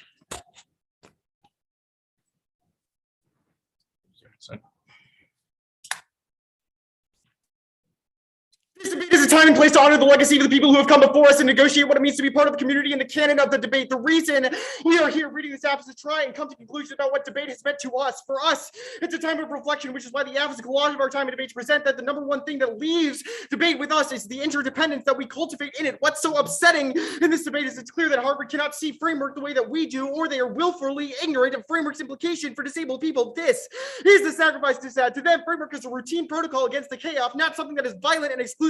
This is the reason why app intervention is key, because the going through the motions is always routine. It's all we love debate. We love interdependence until the 1AC starts. This is the argument about embodiment that they have no game on, that we are attached to the arguments that they read. So when they say framework is dialogue, they probably think that it's true because they think that we are willing to have a conversation with them about if our affirmatives should exist, which obviously we aren't. The endpoint of their model is only concerned with producing the hyper-competitive subjects that are never ever held accountable for how their skills reproduce slow death for disabled people. Only shifting the discussion of interdependency from the margins to the center can provide a way to grapple with the reality of disabled life. The arguments on the two and are far too little because the sacrifice to sad turns all of them. The only thing they can establish is that the disabled people's right to work themselves to death, which they've conceded creates psychic violence because it creates a distinction between those who can and those who cannot. Care work itself solves all this because it's a method of relationality that determines action in the world, which answers all of their presumption arguments and helping feed and move your disabled friend, or lying to doctors to stock up on meds. All of these are things that happen as a result of the app the presumption has no discussion on, which means all of their attachment to resolutional debate doesn't actually mean anything. I'm going to clean the loose ends on the critique now. Already answered a lot of this presumption stuff on case, but we already explained how relationality is the only good way to explain how care work operates. Yes, it is good, but the Buchanan Batalla evidence can also be extended because it's an answer to planning bad. It's often because they can see sequencing questions. Harvard might be correct that the 1AR did not explicitly say the words ballot link, but given how our whole argument is an impact turn to the ableist performance metrics that underlie debate, you should feel really uncomfortable checking out on this spectacle of technical concessions. We have never made an argument that ballots are integral to our solvency, but we have several reasons as to why GMU BG should win round 5 of the NDT and not Harvard. The uniqueness question of this debate should filter how you compare impacts. You can vote not only to affirm care work, but also be able to hold Harvard accountable for the way that they have performatively and materially sacrificed disabled people in this round. I'll answer the other two arguments here. The first is presumption. It flips half. They have conceded the 1A argument, the process of critique and embodied performance, what we perform here is an example of care work as it cultivates relationships of embeddedness that frames their framework seeks to erase. The 2NR is very reliant on them winning this because reading framework as caring, which assumes they include a role for us in their community. But our argument is that framework denies accommodation for disabled people by letting people like Harvard disengage from their scholarship until we are rehabilitated into a proper, respectable form, which reveals the duplicity of their argument. Second is that planning is good. We massively linked to it. They dropped our critique of labor, which fundamentally informs the types of plans that occur under their model. Both competitive markets and socialist possibilities of interest are overturned by the little economy disability, which pushes out those who lack labor power. The only defense that they have is a one-sentence CVA that is uncarded. But even if you think it'd be good to make Amazon give disabled people charity, the 2NR doesn't explain how their model equips debaters with legal advocacy skills, just as their model routinely makes people smart, which is especially tenuous given that the only impact that they send is clash. I'm going to framework now. They assume that we are in a competing interest debate, but have no justification for it. All the 2NR is based on what they could do, what they wanted to do, but you forfeited. They forfeited their right to that as soon as they read framework, which is why that is the link to our offense. It's about your performance, their performance. So it's not that what we could do in a perfect world where we all care through disagreement is that they'll lose the debate because framework is not dialogue the way that they performed it in this debate. Well, this is why they will regret not having fairness in the 2NR, because they are purging our scholarship and saying that education is all that matters, but have no justification of why their education is even possible. You should question Why is Harvard trying to talk about this debate as little as possible? They know that we are correct and have no way to grapple with it. All of their attempts to talk about models is an effort to run away from debate. The point of framing as an argument is to abstract this space so much that they can make it make sense. They can make it make sense. Is why you would deny people access that they need under the guise of clash. Our argument is that clash is generated from the very performance of reading the 1AC, which the 2NR does not answer, and it's necessary to see debate. Otherwise, they have no explanation of how K-debates happen at all, which means you should be skeptical of all the limits arguments, and you should be optimistic about the affirmative way of debate. I'm going to extend the access to set here. The 2NR goes to it, but has no actual refutation of something of it beyond some things in debate are ableist. It's not about that we should make debate slower or more efficient or less line by line. It's that the reason we wrote the 1AC is so that we can tell a story we want to tell and create conversations that we wanted to have. One about ability to work in labor and a capacity. All these things that they outright ignore. They only harden subjects to create subjects that are comically unreflexive. They don't presume that debates are a question of truth. They presume it's a question of technicality, which means they never recognize the difference between out there or in here, and they can only try and adapt out of the violent things they say rather than grappling with them in the first place. They create the Ben Shapiro logic of debate me. If my argument is so bad, then you should just beat it. But when they control the terrain of debate, so there's no explanation of how disabled people can do that. Last thing I'll do is the counter-interp. This links to our sacrifice to set because that is what they're creating via the counterpart, that we owe them a perfect model just because we approach the subject of the unsustainability in this community and its rejection of care. This is what creates resilience for disabled subject and what generates cool optimism because they convince disabled subjects that they are the ones that must overcome if debate is going to ever be accessible. How is it that they are here asking us to come up with a way to accommodate them when we have said that the model they cling to is so fucked because the only way they can conceptualize sustaining a community is by liquefying our performance and exchanging with the judge for a ballot.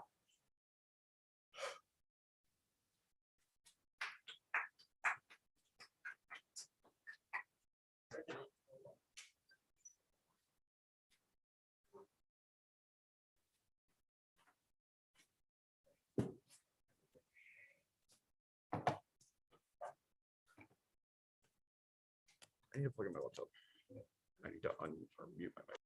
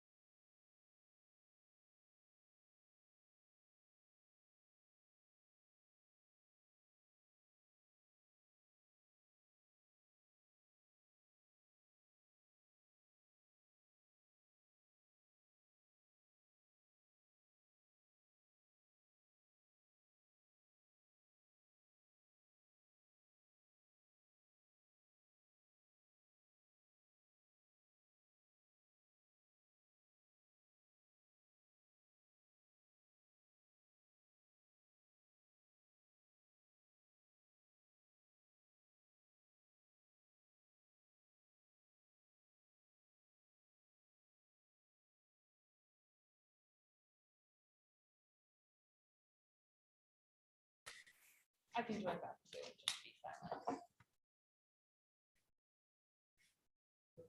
You want to go ahead and announce? Oh,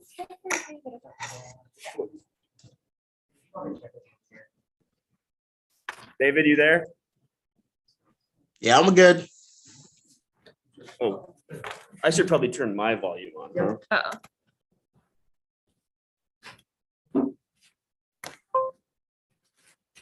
David, are you there? Did you say anything? Yeah, can you hear me? Yeah. Yep. Hey, good to see you metaphorically. Yeah. Okay. Sorry, I wish I could be downstairs. Oh no, you're okay. You're okay. Really good round 5. Is that where we're at in this journey? Okay, like beautiful. The decision is a 3-0 for the negative from Harvard. I can go ahead since they made me announce it. Normally I don't type out my decisions, but I felt like this was an important one to like really think through. So the reflection that I wanted to share with you is that I experienced a wave of gratitude midway through this debate because most of your debaters have had the privilege of judging for many years. And watching you grow from small, smart ear people to like really insightful, sensitive adults, small adult debaters who compete with a lot of care is incredible. And I was really impressed with this debate and thankful that you all are pushing me to think about the things that you push me to think about. I voted negative for a model that enables us to clash over strategies like care work because we are adequately prepared to do so. There are a number of issues that I needed to think through to resolve this debate. The first is what is happening with the ballot. I don't really know what the ballot should mean, but I am persuaded by the negatives arguments that the ballot cannot be a referendum on someone's presence in debate because that fosters creepy and toxic relationships like they've mentioned, and because each of you has value that far exceeds any RFD that I can give. The 2AR says that voting AF means people can get like extra meds from doctors to give them to disabled people, which is kind of the closest ballot thing that I'm hearing. But I don't think the ballot necessarily results in that though. The part that I spend the most of my time being really hung up on, which is probably obvious by how I started, is that the moment of reflection part of the 2AR. It's like the very beginning of the 2AR. And this is where I'm just like, spend so much time not being able to get out of that because I'm human and this debate really did make me reflect. So I wish that the 2AR would sit on this and make an argument about how reflection is a part of care and community building. And sort of like, if you did it, you know, the AF works and does a thing and it's a reason to vote AF or something to that effect. You could probably develop that in a smarter way than I can. I'll also say I'm probably more susceptible to this than most people because I'm in tune with my emotions and I will never pretend that it doesn't impact decision-making. I think when people pretend that it doesn't impact, they're lying. You should say that. But I thought this part of the 2AR was really just like, I was totally in there with you.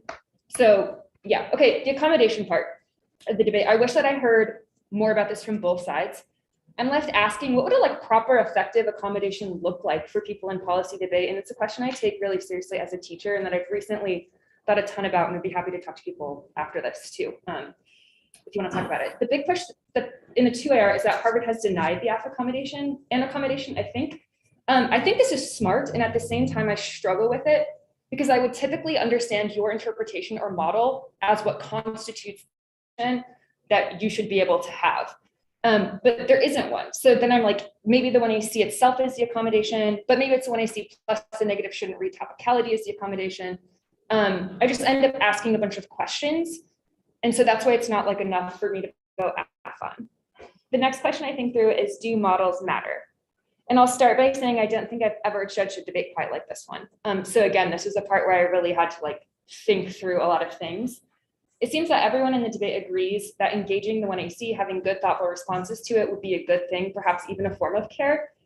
The part of the negs argument that is most persuasive to me is that we need to have a point of stasis to direct our preparation so that we can do that. i.e. we can't really get in the weeds about care work or disability important things that the AF has mentioned if we don't have really cracked case negs against them, which we won't have without parameters on debate. And because of that, I conclude that having some sort of model does matter and that the negatives model is better because it sets a limit on how much teams have to prepare for it. Then I just briefly consider, yes, if models matter, is there significance to the TBA? I don't know if the TBA solves any of the AF offense. But I also just don't know if voting F remedies a lot of that offense because of the discussion about the ballot above. So it's just like zeroed in a number of ways for me. The last thing I think through is access. And I think this ends up being like the weakest part of the 2NR and the 2AR. So the way the 2NR got to this and said some things made me feel like, I feel like this is just going to be the whole 2AR. But the 2AR, and it might be partially the time allocation. The 2AR, what I'm getting is that it's not about making debate slower or less technical, and we don't owe them a model. So I think you're kind of good on defense responding to what the 2NR said, but I would like 30 seconds of their model is inaccessible for the following reasons, so that it doesn't feel so defensive to me. So that's something that I can just be like, this access DA is offense against framework. It doesn't matter that you don't have a counter interpretation because it's so big and true, is like the RFD that I would like to give. Oh, and the last thing is very minor. I don't really get the Ben Shapiro situation. In cross-ex or the 2AR, I was just like, wow, we're calling people Ben Shapiro. And I don't know what it means, but that's my whole position. I answer this question real quick. I'm just having trouble understanding why participating in the model is good for us. I haven't done it in 8 years. I don't want to. I've chosen not to. And I just don't understand what impact they have that said we should do that. The impact, as I understand it, is that if the topic, if the model is more narrow and people have adequate preparation. So they can like negate us, that's good for us though? Negate us? Like, but it's Yeah, like, because even if we want an impact turn to the way in which they tried to negate us in this debate. Well, their argument, like they would do it better if like we were better, basically. Like it just feels really shitty because it's like I don't know why doing any of the things they want us to do would be good for us. And I know that based on my own experience in debate. And so I don't know how to explain this in any other way except the arguments we've been giving. It's just like, yeah, I'm fucking autistic. I can't fucking read 7 off and debate that shit. It's like, how else do I explain that? It's that one sentence, you know? Yeah, Like, I don't do it 'cause I can't. Can I? Yeah, I know can give our Yeah. it's just frustrating for me because. Yep. What do you say? No, I was moved to a way in this debate that I'm not usually, and in a way that I have spent probably, I don't know, 25 years suppressing those feelings in debate. It brought me to some spaces. I have an anxiety disorder, and I had some real struggles in the middle of my collegiate career that brought me out of collegiate debate for a time. And so like re-experiencing some of that was not a feeling that I've had in a very long time. And also one that it was pretty remarkable to be moved to that space in this debate. And I thought the care that everybody showed to bring us there is a remarkable thing. And your speaker points will reflect that. I know that that's a hollow way to demonstrate that feeling, but nevertheless, I kind of came out and my sort of things that I thought about were very similar to Allie's. And the way that I wrote it down was sort of like 6 sort of conclusions that I made from the debate. The first was the ballot should not be a mechanism for determining the value of human beings as a means of verifying or purging their presence in debate. I feel like we all kind of agree on that. Second, the ballot does not have the ability to provide access to those who are already excluded from the NDT, from debate, from the academy, from multiple spaces in which they could participate. So there's not a way that I can utilize the ballot either via the affirmative or the negative to make those things different. 3, and this is sort of, I feel responsive to the question that you have. I feel like they're winning that some stasis point is useful for engaging in dialogue and engagement and can be useful in making us and our discussions better, irrespective of what those discussions are, whether it's 7 off or whether it's the entirety of the scholarship of the 1AC. And that's their agonism argument. And I felt like this was perhaps the weakest part of the 2AR was actually engaging that agonism argument.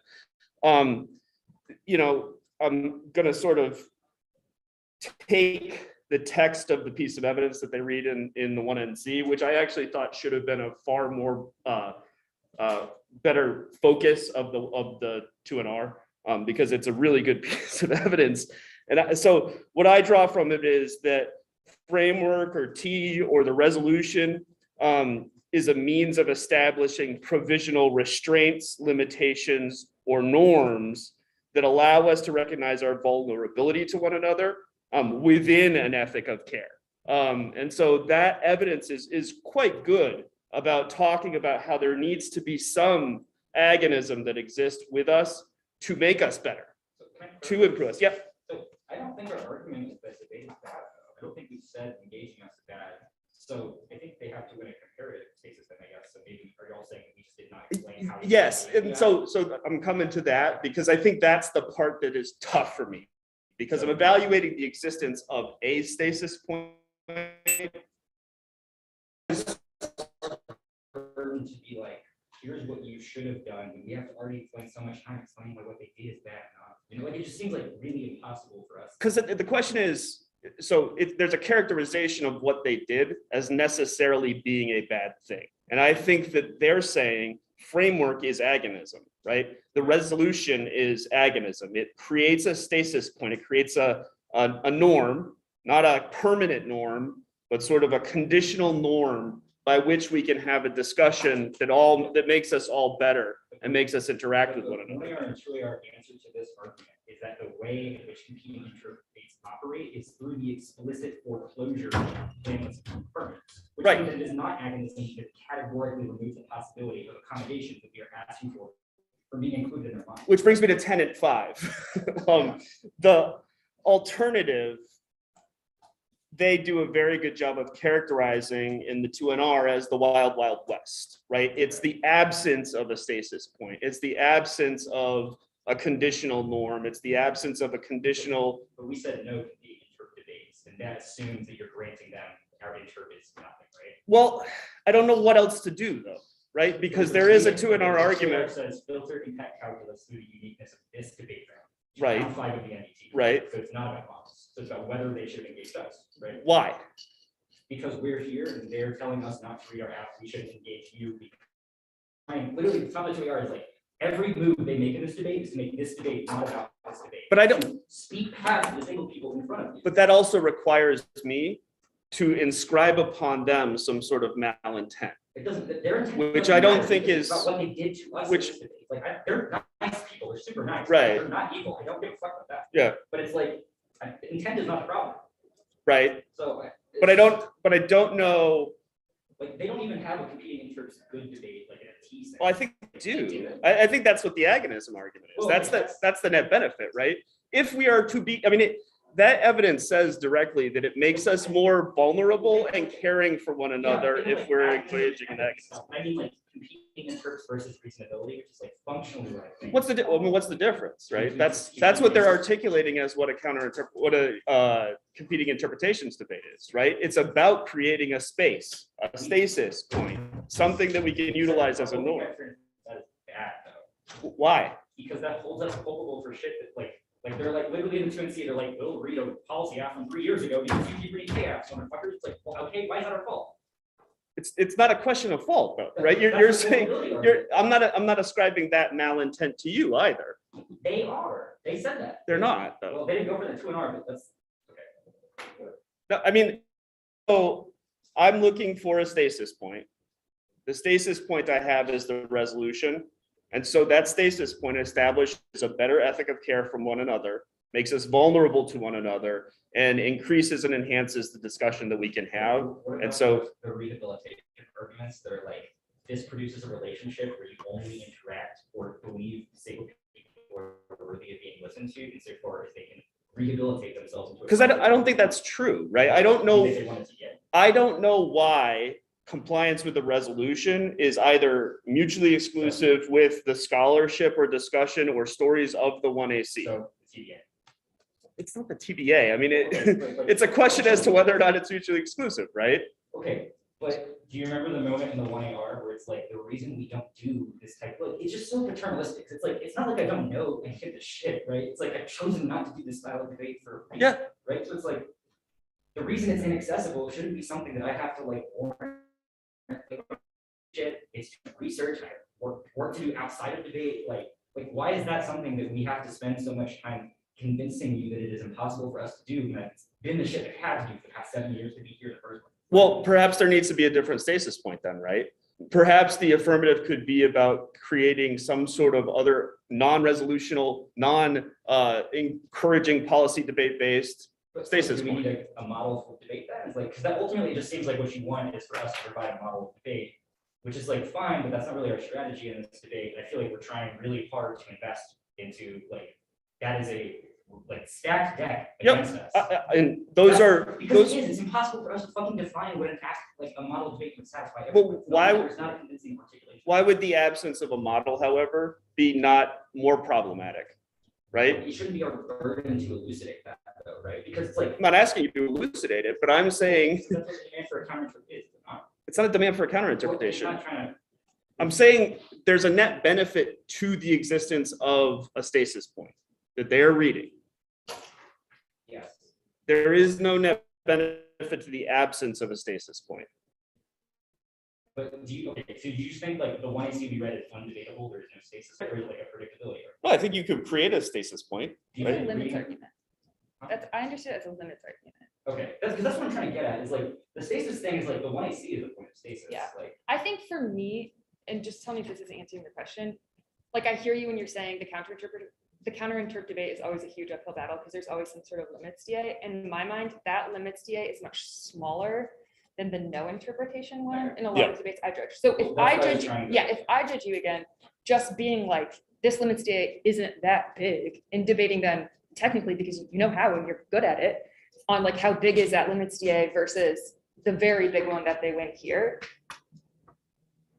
That part I'm processing unfair. But I understand also why that is like particular to we judges, and never that's want, really. like, we just lose all the high level debates when we try and do that, like, we've never. It feels like It's probate, like- like every judge is like, It you is. say you can make it No. smaller, like one day it'll be small enough. But it's like never works. I know. It's, I don't really have. We haven't heard from David yet, so that makes, I didn't mean to. David, are you- Yeah. Hi, can you hear me? My computer died, so I just want to make sure the audio is working and that people can hear me. Yep. Cool. Okay. You're good. So I start by kind of looking through what I think the 2AR setup is. And the 2AR undoubtedly sets this argument up as if we win at some level that, that their model is set up in a manner that is built to, exclude and antagonize the presence of, disabled folk, then it's sufficient enough for a affirmative ballot. So I begin by filtering most of your offense to the impact turn thing. Weirdly enough, the models thing doesn't matter like as much to me. And maybe this is just like, how I think about it, because I think that it's only a question of the relative value of their limits DA versus, the impact to your arguments about exclusion. There are a couple of reasons why I think these arguments are mitigated to some degree, and I'll walk through each of them. First, I think that there's a weird debate going on relative to the ballot question about the embodiment argument that the 1AR and 2AR have made versus their argument that debate should not be a site for a referendum on individuals' bodies. Weirdly enough, I don't have a resolution to this argument, but I do have a sufficient point to say that I am not voting on this, because while I think that the 2AR smartly makes an argument that these things are tied to your body, especially given certain examples about Eliza's experiences in debate, as those things are intrinsically tied to your body.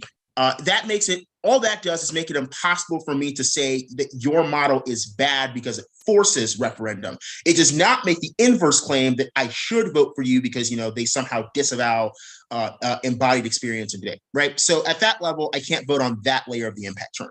The only other layer I can vote for is their interpretation actively aims to exclude. This is where I wish there would have been more contextualization to what I think is a smart 2NC and 2NR characterization of the argument. Like, we just haven't done the things you say are bad, right? So like their argument seems to be, I think the clearest moment is when they're just like, yeah, we haven't said fairness. We haven't said any of the traditional reasons why people say debate are bad, or why people say K debate or K apps are bad. But we've merely just said that those things can be necessarily enhanced via our interpretation, right? One, that layer of enhancements, I don't think there's an answer to, which I think is like the small risk of the limits DA thing. And two, I think that characterization in some way mitigates a ton of your impact turn, because that requires, a claim that there is bad faith, which I understand as, that you violently aim to suppress. This is where I think the contextualization could be done better and what I think could be done. I think you need to make an argument very similar to the argument that they are making about the advancements of at least their framework argument.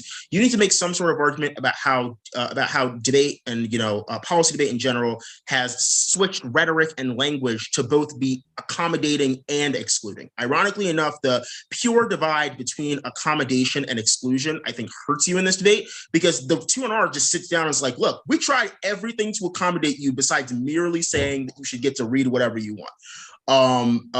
And I think that if you are like, yes, your rhetoric is inviting, but it is also insidious, because the whole point of the evolution within modern day neoliberalism is that it's able to both make people feel good while subsequently devastating them. I think that argument's a killer, and I don't know what their answer is, because they've already pigeonholed themselves, because the 2NC has not made an argument outside of our clash is good, or our clash enhances our relationship or ability to care with you, right? So I think that in some way would move me, and I think that it could seriously sway the way that this comes down. Absent that, I think there's a risk of a limits DA, and the last thing that I think matters is whether or not there's any capacity for care in their model. The topical version of the AF is like, so-and-so. I'm also like, some of these AFs are like questionably not topical, but like, sure. But more importantly, I think that their arguments that framework is their way of engaging you, and a manner by which we can engage in care, while somewhat reductionist, because framework as disagreement can also not be care. There's just no way for me to validate whether it is or isn't. There's no way for me to look at like Aiden after the 2NR and be like, you're lying. Come on, framework's not a mechanism for you to care or for you to engage in care work. So like the only other layer by which I can claim that their model is diametrically opposed to care work, which would make all of your top level case offense recognition stuff valuable, goes away as well. So there's a risk of a DA via limits. I don't think that there is like much of a DA to their stuff that I can't vote for them. So I vote negative. External thing, which is like the last thing that I'll say before I'll let you ask questions on this. There's like a very interesting slippage between the point of this debate is to punish them for reading framework, or like maybe punish not the right word, but to hold them accountable, right, rather, for reading framework, and to vote affirmative as a mechanism for recognizing and coming to terms with those we owe in debate. I think it'd be interesting if you made some sort of arguments or expounded more on an argument that your challenge to framework, even the new version that they are reading, and this could be mixed with the argument I made before, that your challenge is your mechanism of paying homage, right? It's not just a question of we read a KAF too, because then things like switch side debate are just like, yeah, you can read K's in the negative, et cetera, but you are continuing the intergenerational legacy of fighting against, white and conservative backlash, even if those forms of backlash have changed rhetoric by opposing framework. And in some way, I should align myself with that project, even if I don't think that project is conducive to growth in education. Basically, if I don't think that debate services certain people intentionally, I should feel comfortable kind of letting the activity die, or at the very least going down trying. And that looks like voting negative, or sorry, voting affirmative in this regard. So I think that characterization can be interesting, but those are just like some little pieces that I think are like slightly missing. But I think that the setup work is all there. And I understand how this can be extremely frustrating. The decision, by the way, like the skew in the decision makes it seem like this debate was not as close as it was. But that cannot be further from the truth. So with that being said, I'll take some questions if you have them. So I guess one thing that I want to ask, is one thing you just said, David, is like, can you hear me, by the way? Is this okay? Yeah, I can hear you. Okay. Or you're like, it'd be hard for me to look at them after the 2NR and say framework is not engaging or caring.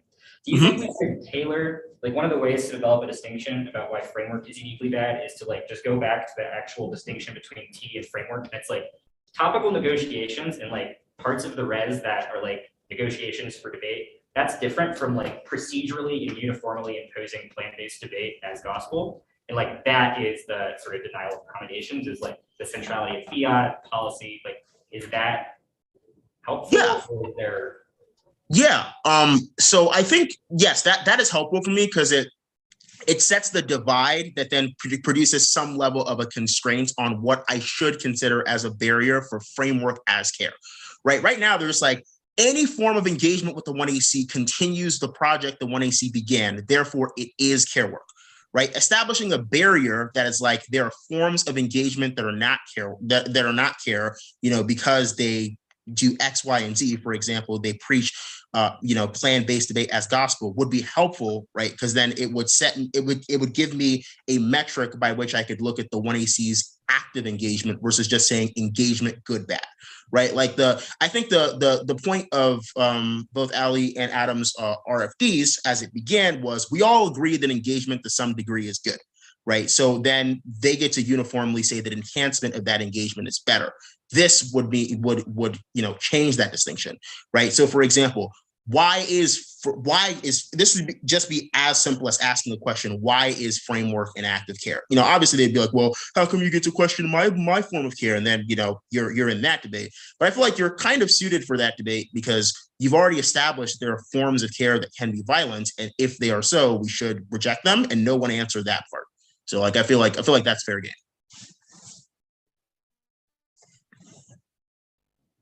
I think that also sets up sort of the argument that I needed, which was to say that their form of restraint is not a provisional one, right? They don't get the link to their net benefit. They're establishing a permanent restraint that precludes that kind of discussion from ever happening, right?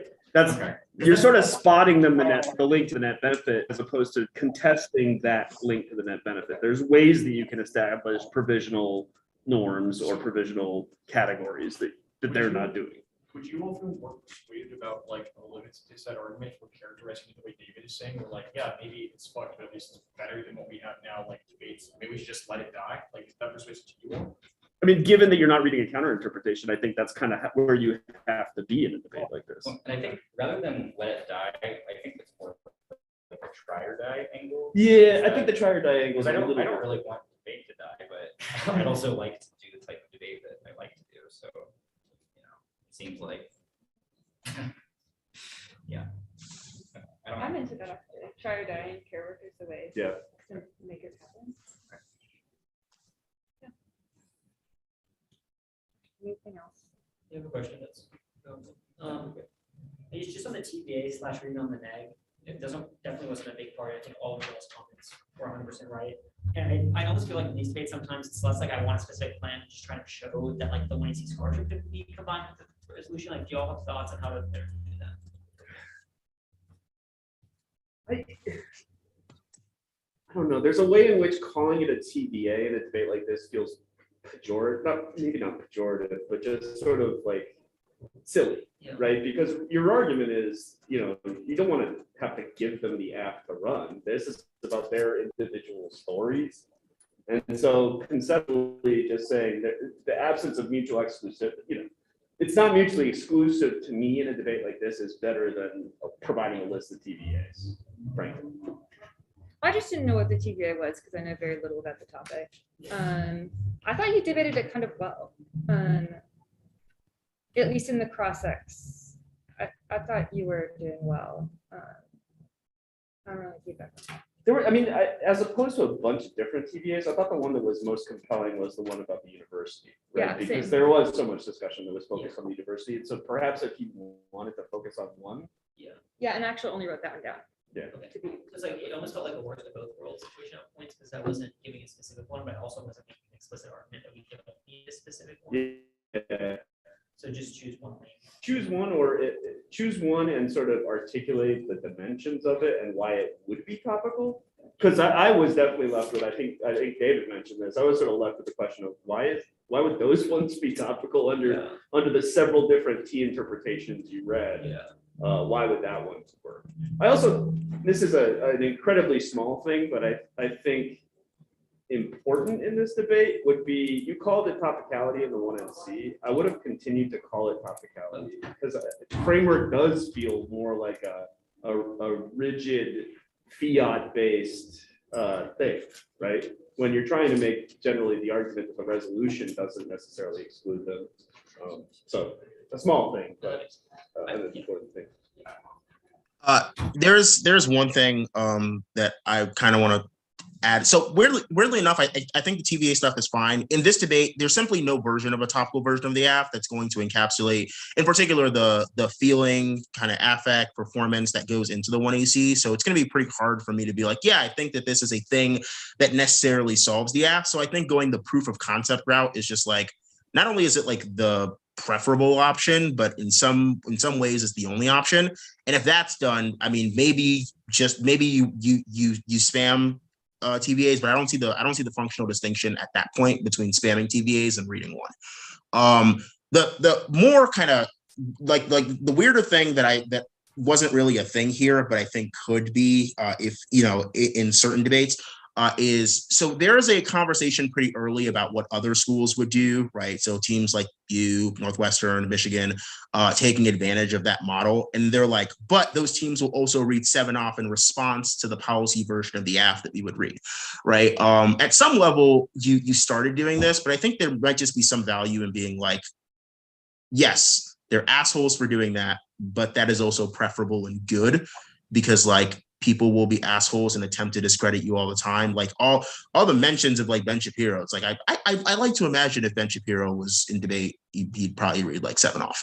And I like to imagine that at some point there's some level of like uniformity between the practices we engage here and the intentions behind those practices, whether those be engaging or dismissive, and what happens externally, right? So if you are facing multiple challenges, that would be preferable to a world in which we create a more monologue style in which there are no challenges, right? Obviously, it's not like there will be 0 challenges, right? But that we enhance those challenges, even if the enhancement is at some level them reading 7 off. It was just very weird because like I think we all like agreed that like that would be like a bad model of debate. I'm not exactly sure why we did that.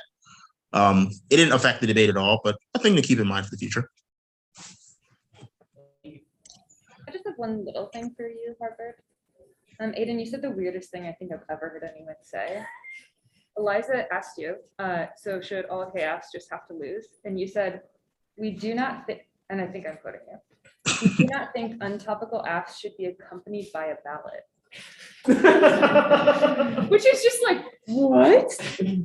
So the answer you're looking for was yes, but instead you could just say, well, we think it should be a debate about models. And it depends on if that chaos wins their model. But you just said in the fanciest, most convoluted way, yes, we think chaos. Isn't that the logical implication of our arguments? Like, yeah, but you should say it's about models. So A ballot, like chaperoned by a ballot, escorted with the ballot, like what?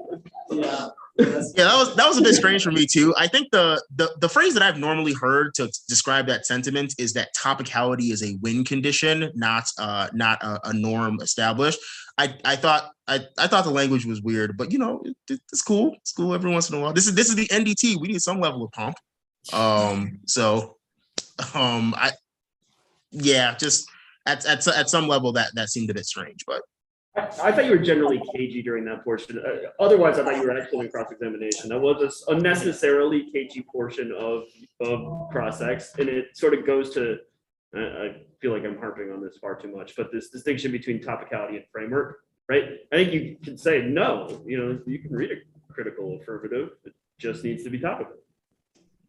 Yeah, no, I agree, but like the implication, their question is on top, 100% like good for them there, but like you kind of do have to fight the bullet, right? It's just like on top of what if you don't have a plan. Yeah. If you're not topical. Yeah. Yeah. I think that's fine. Literally, I think all of us are saying yes. You say it. Say it. Just a company is weird.